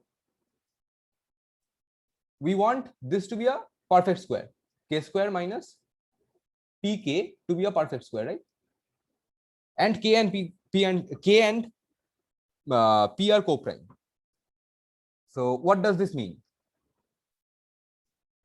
So we must have that both k and k minus p must be perfect squares. Yes, then so So let's take something, right?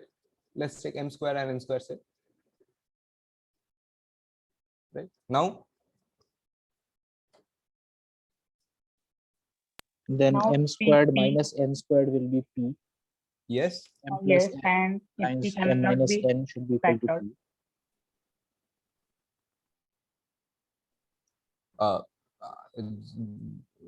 I am not being able to hear who is trying to speak.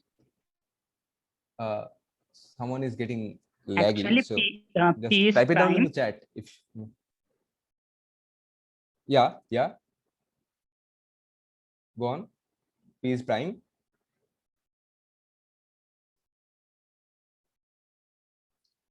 Hello.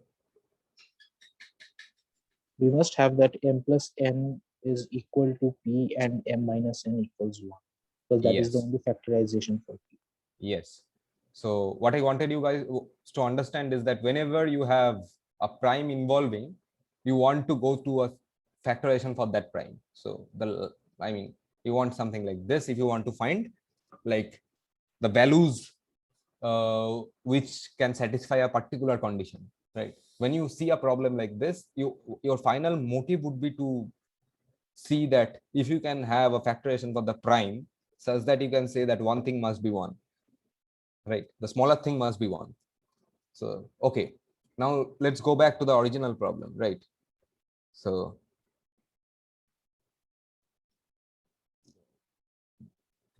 it was on the first page. Yeah, okay. So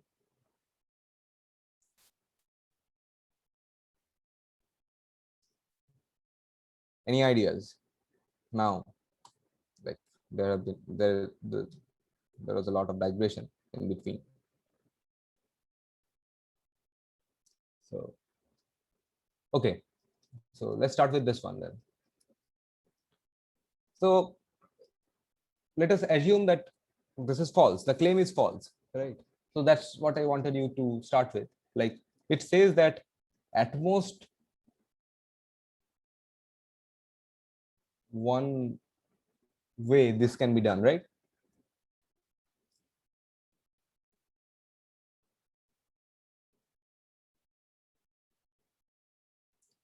Assume there are two such representations, right?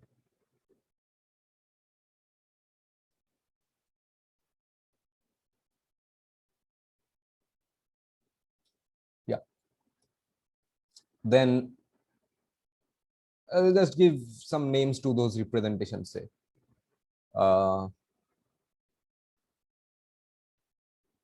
Say, what can I take? Say A, B, and C, D.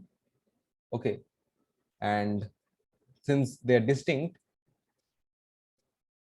so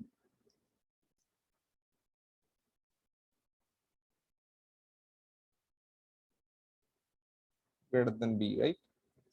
So yeah, so they should be greater than or greater than equal to. Just tell me. Let's see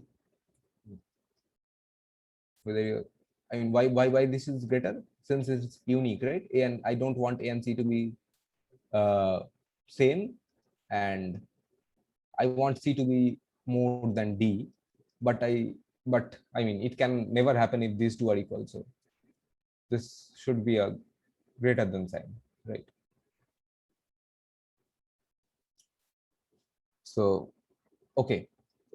So if you want this to be written in a better format, I want A to be greater than C and D to be greater than B.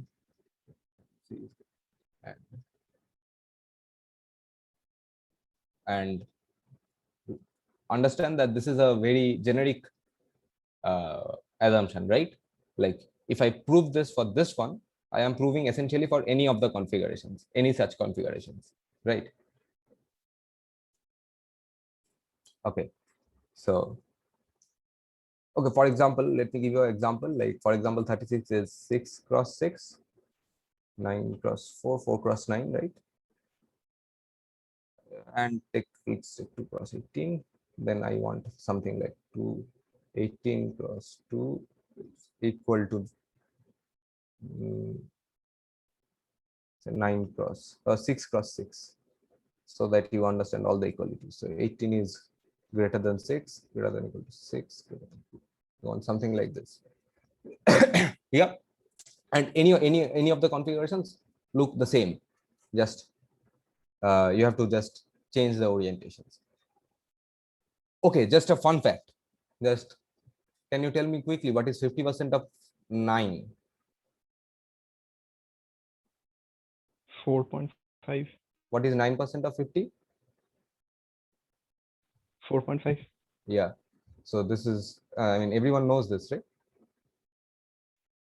So like this is this is what you guys used to do up to class 7 without realizing, right?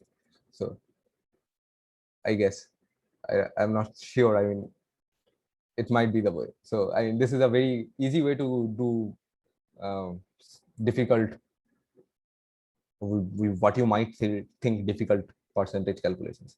So yeah, nice digression. So okay, so we have a setup like this, right?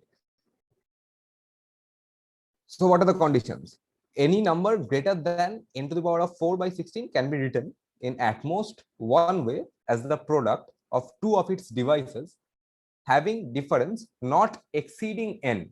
So let's have this condition written, right? Not exceeding n. So what this means? A minus b is less than or equal to n, right? And similar condition with c minus d, right?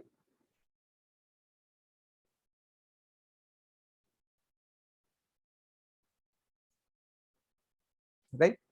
And the number is greater than n to the power 4 by 16, and the divisors we have are a, b, c, and d, right? So we have this, and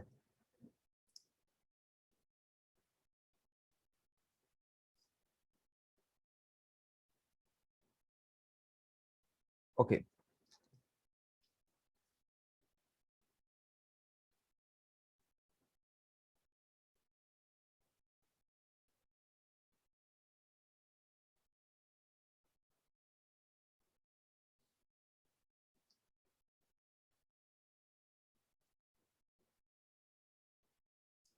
so I mean, I don't know how to say, I mean, how to give a hint at this point. Let's say, like, you remember, you guys should remember this, right? I mean,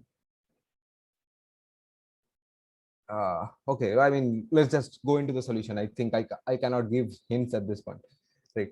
So, okay, so just look at this construction, right? And you will see the motivation behind this construction. It comes from the basic identity, right? The sum of two squares and difference of two squares. So, okay, so just look at this construction. So you take P as A plus B. So you have a factorization AB and a factorization CD. You take P as A plus B and Q as A minus B.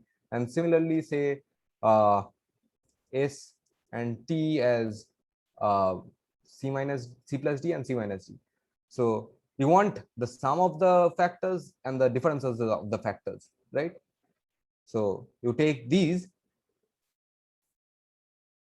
and then check this quantity, basically a plus b whole square minus a minus b whole square. So this is p square minus q square, right? And Similarly, s square minus t square is c plus d whole square minus c minus d whole square. Right. So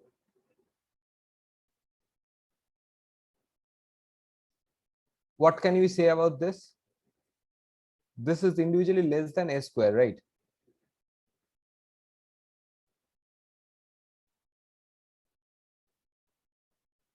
And this is individually less than p square, correct? What is this value?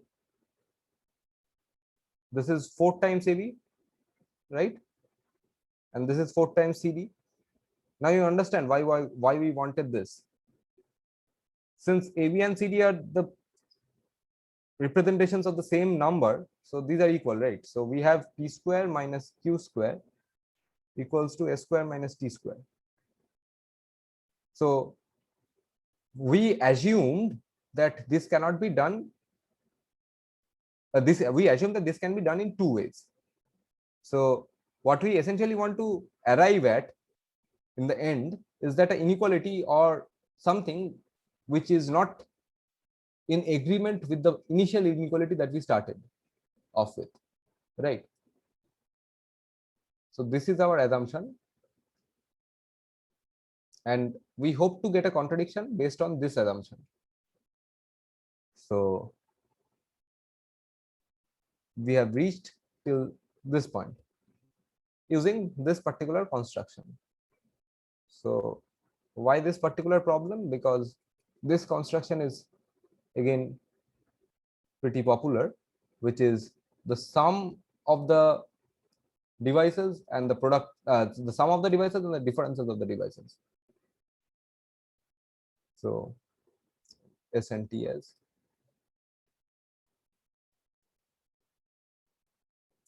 Right. So okay. Now this is less than a square and this is less than p square, right? Okay. Now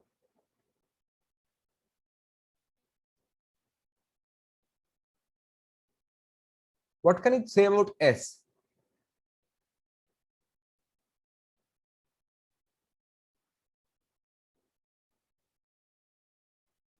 So if C and D are greater than 2, greater than or equal to 2, we can say that this, right?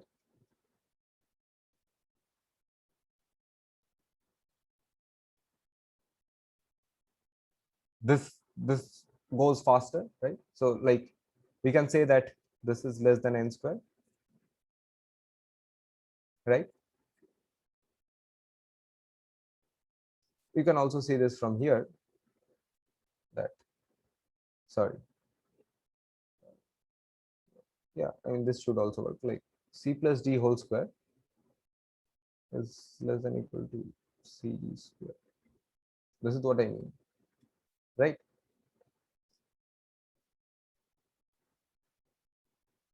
We are working with positive integers here, and cd goes faster than c plus d, right? So we have this, and we also have this. Okay.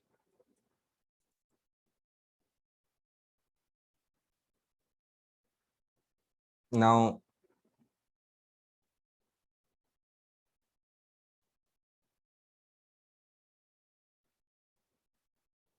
we assume that any number which was greater than n square by 16 can be represented in these two representations, right? So if a square is less than n square, then what can we say?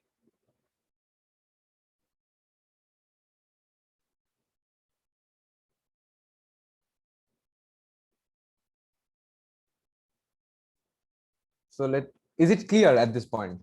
I'm not getting any responses. That's why I'm not entirely sure. So any doubts till now?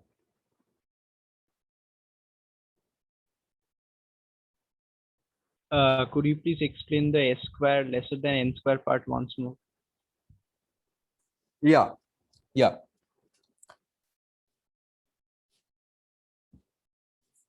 So what was my S? This was the sum of the two devices of n. So is the problem clear right now, right? So I have a, so why this is greater than n square by 16, CD is greater than n square by 16. Sorry, n to the power 4 by 16, sorry. N to the power 4 by 16, because I am taking all the numbers which are greater than n to the power 4 by 16, and I'm saying that there are two representations, AB and CD, right? Now I am taking the sum of the devices and the differences of the devices, C plus D and C minus D. So C plus D whole square is basically S square, right?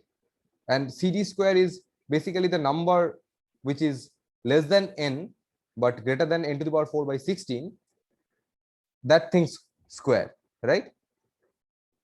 Okay, got it. Yeah, and you can also see from here, argue like this. This is a weak argument, the previous one, but if you want to exactly know what this value is, CD is a number which is between n and n to the power 4 by 16. And yeah, so this takes a value less than n square, right? So any other doubts? Then otherwise I will proceed. Yeah, no, it's fine. Others, any doubts? Please feel free. Yeah. Okay.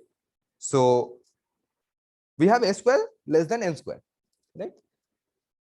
Now what can we say about the difference of the two factors, like the two devices? What can we say about t or t squared?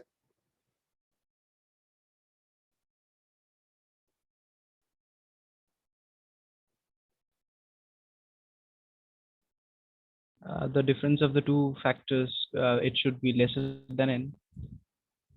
So just okay, so I'll leave it here. Just think for 2 to 3 minutes. Can you solve it from this point? Like there's very very little remaining. I mean, you should be able to see from here. So just think for a second, right? Just check. Sir, is s square minus t square less than n square, which means that 4n 4n is less than n square, something like that. Yeah, please. I mean, you are not correct, but you are on the right track. Just think about it for a second and then say.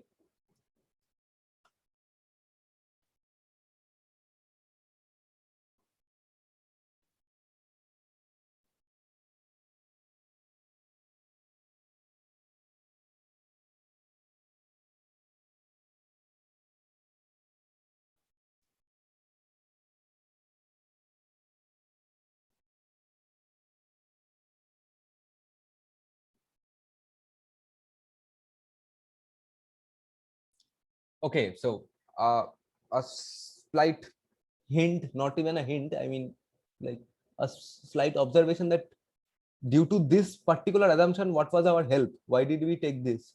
We took this because this gives us P is greater than equal to T, right?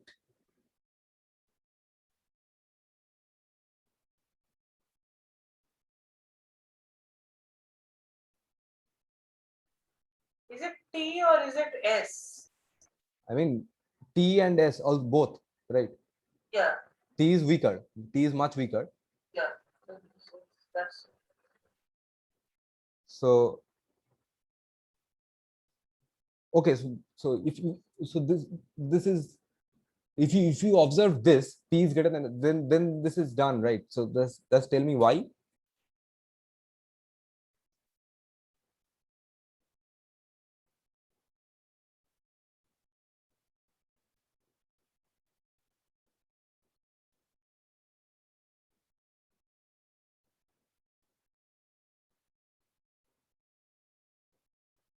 Okay, think about it for 5 minutes. I'll give you guys 5 minutes. I think you guys should write this down once, and think carefully.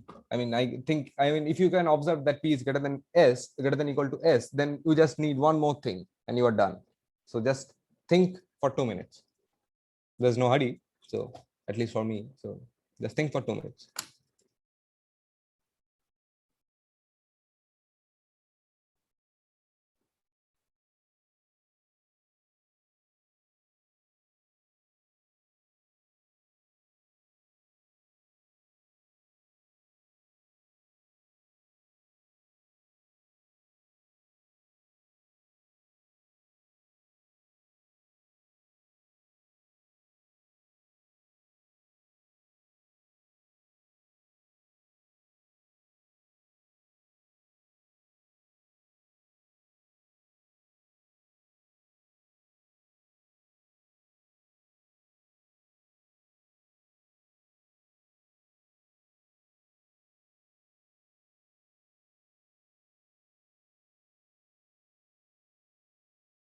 Okay, since it's getting late, I think I should uh, just okay. What is this? 4CD, right? What is 4CD? So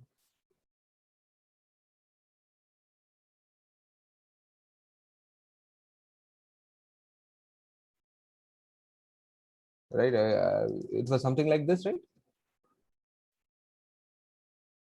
Yes. Hello. Yes, I was saying that. Yeah. So go on. So what can you say from here? What you said earlier was not entirely correct. So just restate it again.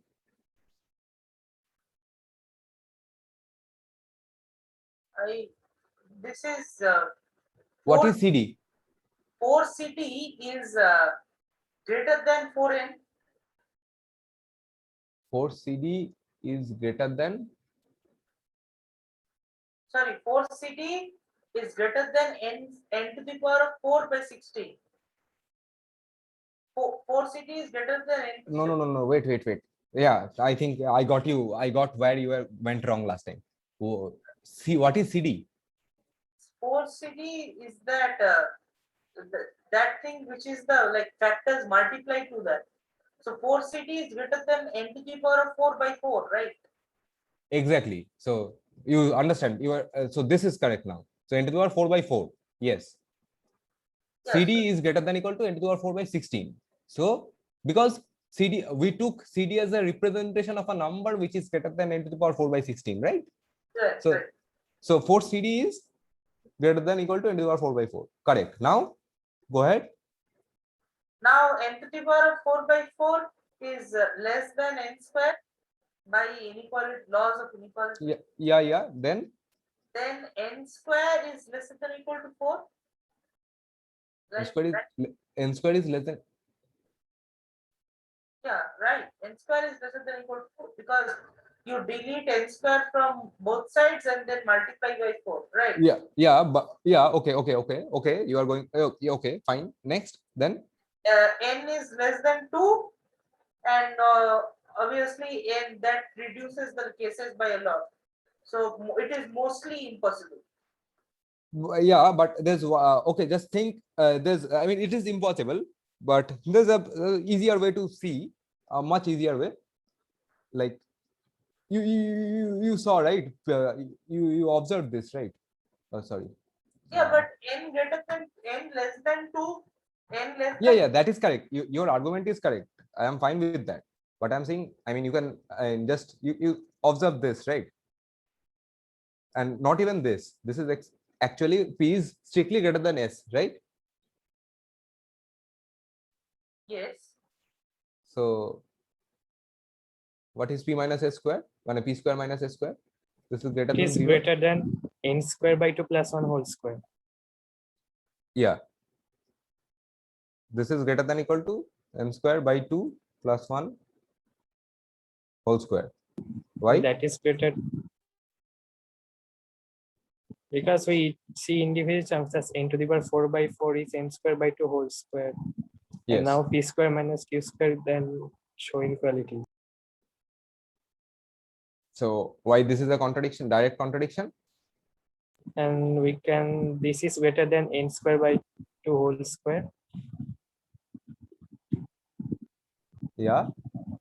And this whole thing is greater than equal to, if you compute this out. N square by plus 1. Yes. All right. But it should be less than equal to n square. That's a contradiction. Yes. So essentially, this is the same contradiction as he told. Like you just have to check the case for 2. So essentially the same argument. Yeah, but a bit more sleek, since it's since this was the official solution, I guess. Yeah. Actually, you don't have to check the case for 2 because there is a strict inequality. Yes. Yes. So Yes. 1 is the only thing. Yes. So good. Good. Okay. So this is done, right? Okay. So I guess all of you know these 3 theorems, right? So do not worry about these theorems. I'll give you a short note on this theorem. So what you should focus, I'm repeating again, like, is on the problems and problem solving. So just a quick exercise. So the last exercise maybe for today or +2. So this, just prove this. Prove that 3 to the power of 3n plus 3 minus 26n minus 27 is a multiple of 169 for all natural numbers n.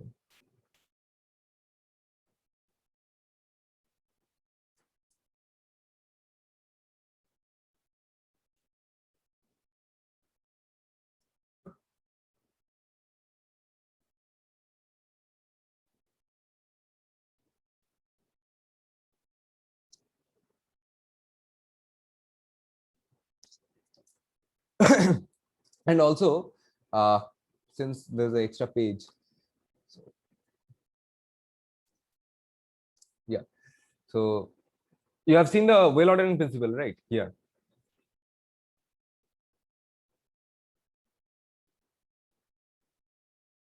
this, and I guess some of you might have seen this problem before. So a square plus b square by 1 plus ab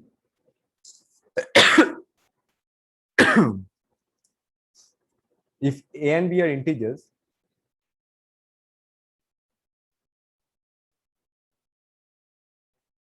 then a square plus b square divided by 1 plus ab is such that this is an integer, then it is a perfect square.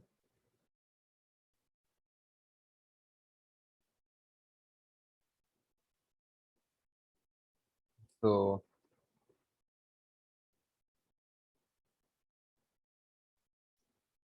yeah, then this is a perfect square. So this is a pretty famous problem from IMO, I guess, from some IMO, some older IMO, and this was, I mean, one of the hardest for that particular IMO. But afterwards, someone invented this, which is called Vieta's jumping, and it became easy to solve this. But what I wanted you guys to see was, like, there was one student during the exam hall, during the original IMO, who gave a different solution using well ordering principle, which is not entirely correct, but I mean, it's a good approach. So just try to think this based on well ordering principle.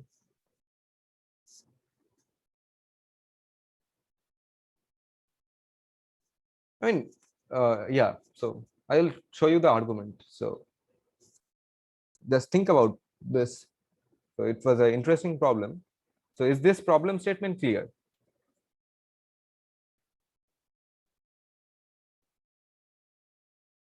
Hello? Yes. Yes. So just think about this using well ordering principle. Okay. Okay. So the problem that I gave here, this is basically induction, right? Simple induction. So try to use induction. I mean, this is not So- simple. Yeah. So we can do it by expanding 3 to the power 3n also. By making it 27 to the power n into 3, then 26 plus 1 to the power n. Yeah, sure. That would be an easy way out. So did you guys get what he said? Yeah, binomial expansion. Yeah. So yeah, I'll be the one teaching combinatorics. So when I go to combinatorics, just keep in mind the number theory lectures, because in combinatorics I'll be introducing both number theory and combinatorics, right? Which I am not right now, since I have not taught you guys combinatorics. That's why. Okay. So this was none. So this is the problem that we promised to do in the demo, right? So okay, so we'll start off with this. I don't think we'll be able to, I mean, I will be able to finish this off today, but I don't think that would be a good thing to do. So I'll just start off and I'll leave at some point where you might be able to finish it. If you can't, then I'm here and I'll provide you guys with my email ID. So I'm more responsive in my email ID. So I'll type it down in the chat box. So if you have a query and if you have something you want me to see, just send me an email. So Sir, actually, I think I may have a method for this problem. okay. So tell me. Uh, there are two ways to modify this. First, Okay. take each integer, the AI, multiply by 2. Multiply all of them by 2. Okay. And then, so what happens to the reciprocal addition? The reciprocal addition becomes half, and then you can add another half to make it another 1, and the n transforms to 2n plus 2. So just a second. So let me write this down. So you want to take these things. So you want basically you are writing, say 2n is equal to 2a1 plus 2a2 plus so on. Yes, actually 2 into n plus 1. 2 into n. Okay. I am adding another 2. Okay. So 2 plus, sorry. So yeah, I think I got what you want to say now. You want to say this, right? Yeah. Yeah. So just for the others to see, do you understand why he's approaching it like this? Like, do the others see why he is doing this? Okay. You continue. Let's continue. I'll give you the intuition. So let's continue with your proof. Go on. My basic thing is I want to use some kind of induction on Right. intervals of integers. I want to use induction on intervals of integers. Right. Yeah. Right. So just let me write this down for the others.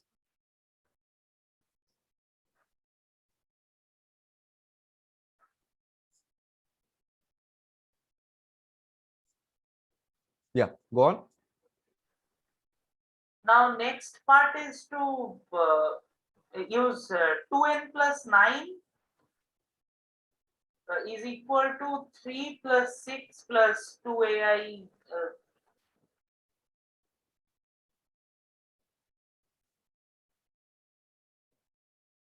2a1 plus 2a2 like that. Okay. So just let me use some notations here because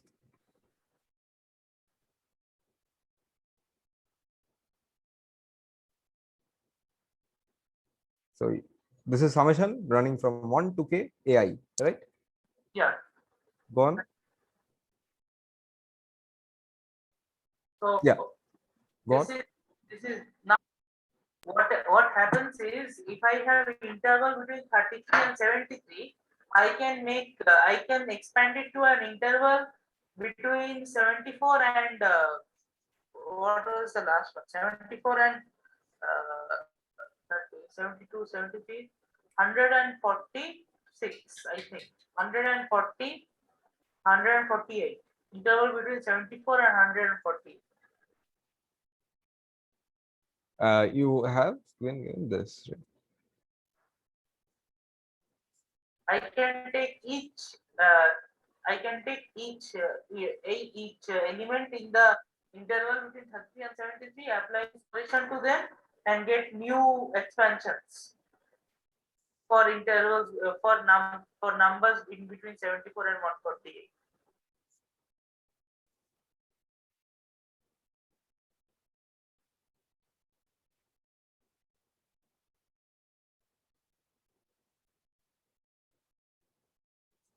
Right? Yeah. And like this, I will try to continue.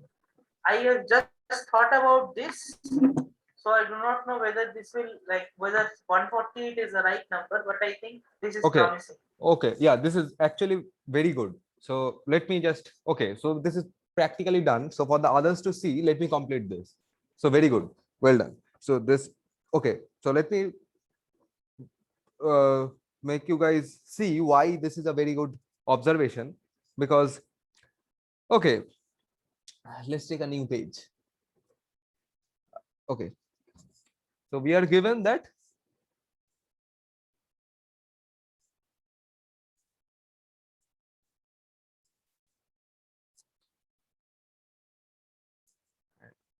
and 1 by AI summation ironing. Okay, this is 1, right? These are, we have been given these two. So what he is actually saying is, if n is good,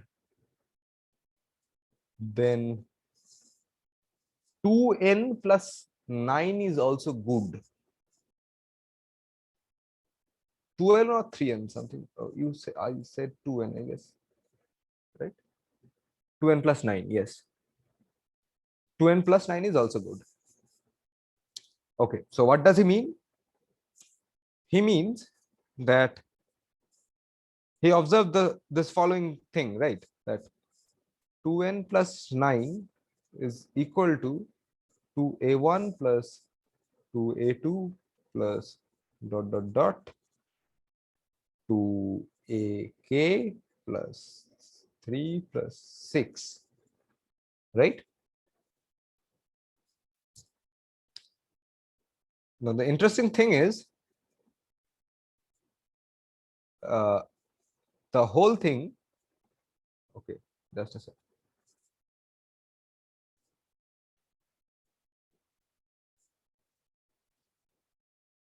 When you take the reciprocals, like one, this is basically this, right?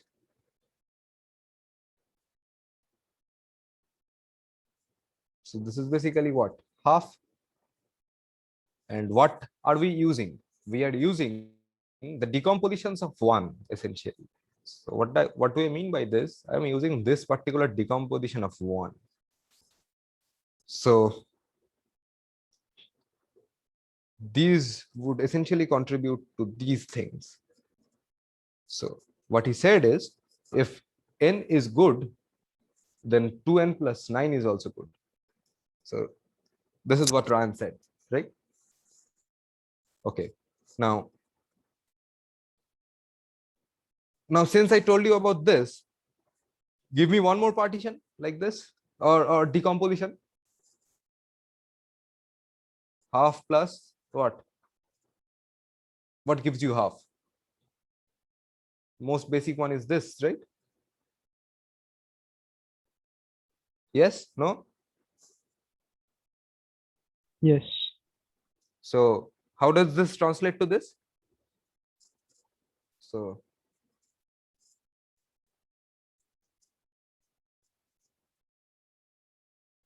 Ryan's was very nice. So when I did this, this was what I came up with.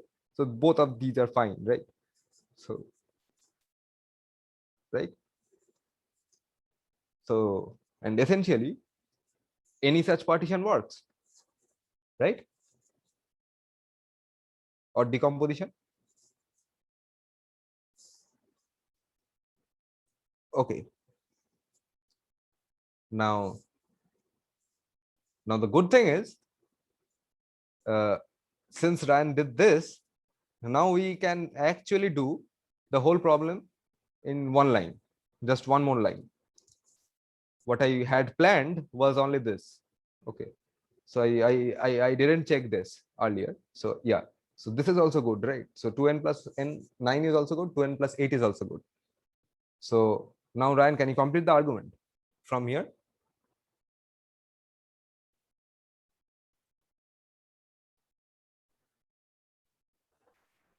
Yes, so now what happens is that now we apply this argument to every element in that interval and make a new interval.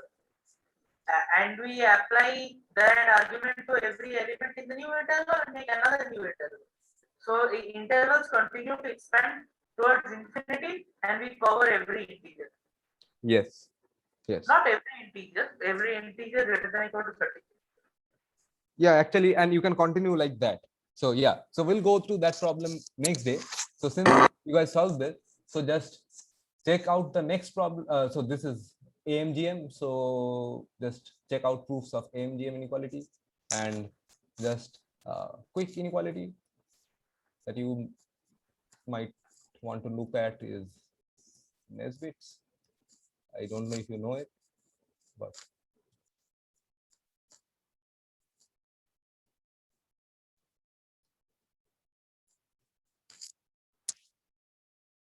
so what should be the conditions on A, B, and C? You should find that out. Yeah. So okay. So this is the Amgm inequality, and the problem that I wanted to give was on P-general principle. So you guys should know P-general principle, right? Yes. So let A be a set of 20 integers chosen from an arithmetic progression like this: 1, 4, and so on. Prove that there must be two distinct integers in A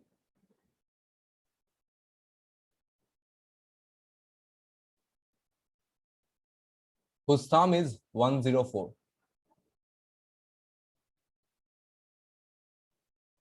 So set of any 20 integers from. So this is a pretty basic pigeonhole problem. So I'll start off with this open board only in the next class. So whatever I'm leaving here, I'll start off in the next class. So don't worry about that also. But try this one. Like this is a pretty basic one. This should be a pretty good exercise if you try. And this is what I wanted you guys to try. So this would be a homework. So different solutions would get ready in class maybe. Yeah. So no matter which 50 integers may be selected from 1 to up to 100, prove that one must select some 2 that differ by 10. So what it means is that you must have 2 numbers which differ by 10 if you select 55 integers. So I don't want the basic solution using pre-general principle. I want some other variants maybe what you can think of on this. Okay. So prove that one must select some 2 that differ by exactly 10 or more than 10, exactly or some 10. other constant. Okay. Exactly 10.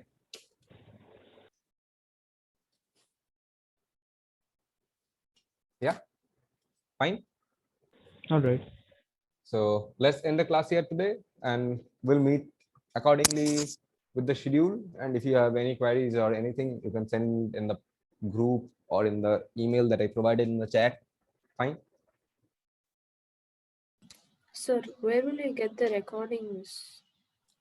Yeah. So just I think many of you might have this query, right? And the query is about where will you get the notes and stuffs like that. So I guess you should ask the query in the group so that I can give a reply for all. I mean, if someone is not here at this point, so that you can refer back to that answer, right? So just put in a question formally in the group and I'll answer to that, right? Regarding these Sure, queries. yeah. Yeah. so that I can refer in the future, right? Yeah. Any more queries or doubts? Should I end the class? Fine. I actually had some rather philosophical queries, Yeah. not essentially academic. I just wanted to ask, like, what should the level of preparation? Like, I feel after today's class that I suck at math. So, what should be the level of preparation of somebody who's appearing for ISI? I mean, the problems which we tackled in class today, should those have been a game of whist for all of us? Oh, no, no, not at all. Like what I wanted you guys to see is that this is the mentality of someone who is going to prepare a question paper for you, right? Like they will ask questions from these parts and they will want you guys to answer on this line, on these lines. So this is what I wanted you to see. But the original problems that you might face in ISI may vary. I mean, it varies year to year, right? The difficulty level. If you have seen, then I think you understand what I mean. So the difficulty level varies a lot. So, but if this is a cakewalk for you, then it's then you should be able to qualify ISI and CMI both. But it doesn't mean the other way around, right? So A implies B does not mean A converse implies B converse.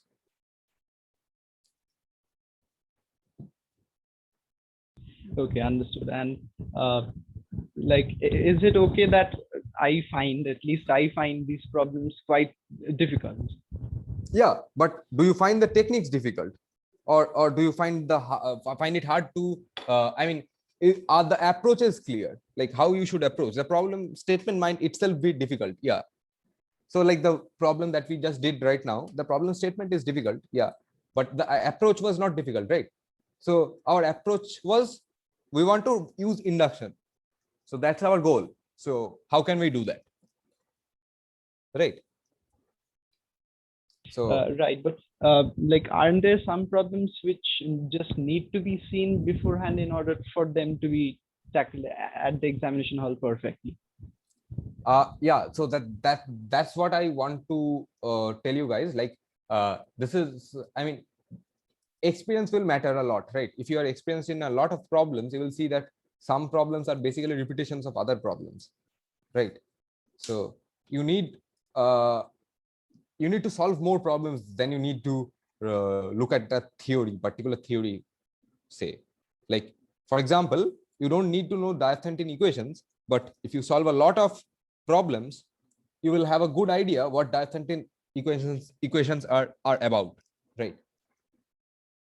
So we'll also provide you with worksheets which would be easier than this. I mean, which would be easier than the mock test and the model papers.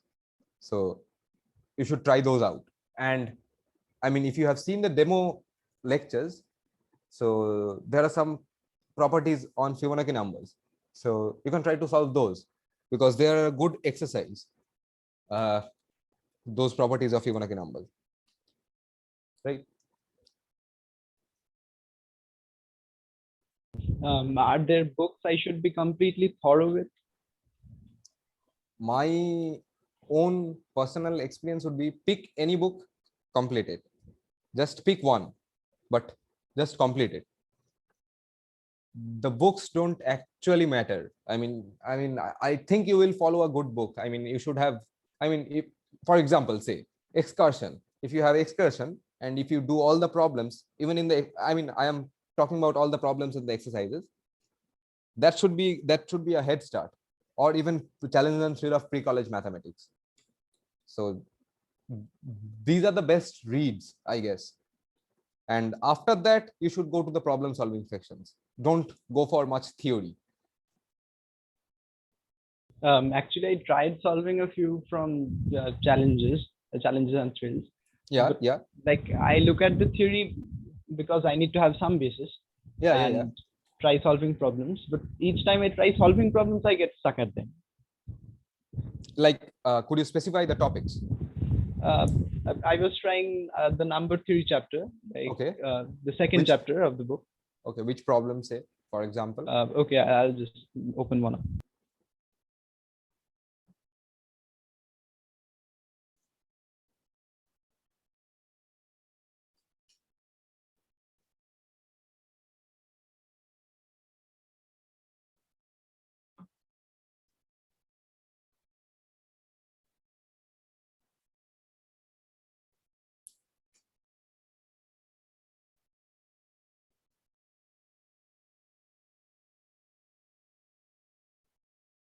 Okay, so this one did not click. It says a to the power 2 to the power m plus 1, like plus 1 as a term, Yeah, yeah, comma a to the power 2 to the power n, yeah, and after that plus 1. yeah. So the Was the GCD of, GCD, right? yes, right. Yeah, yeah. Okay, so okay, so do you know Euclidean algorithm? Have you read Euclidean algorithm from there? Yes, So have you read the proof? yes, a bit. Okay, so what does the proof use basically? So I mean, did you have computer programming in 11th and 12th by any chance? No. Okay, so that doesn't help actually. So I had biology, so that doesn't matter. But still, if you had, so in like, so the algorithmic way of a Euclidean algorithm is like this, right? You okay, so can you see the board right now? You can see the board, right? Yeah, I guess. Yeah. So say for example, you want to say find GCD of two numbers, say 40 and 79. So you know the GCD is 1, but still, if I want to find this out, how do I do it? Say 78. Let's have a GCD. So 1, 40, right? Yeah, I find a remainder and then take the divisor of the first one, divide it, then again the remainder, then divisor of the upper one. Yeah. So Euclidean algorithm basically writes this whole thing out, right? Yeah. So what happens when you apply the Euclidean algorithm in powers?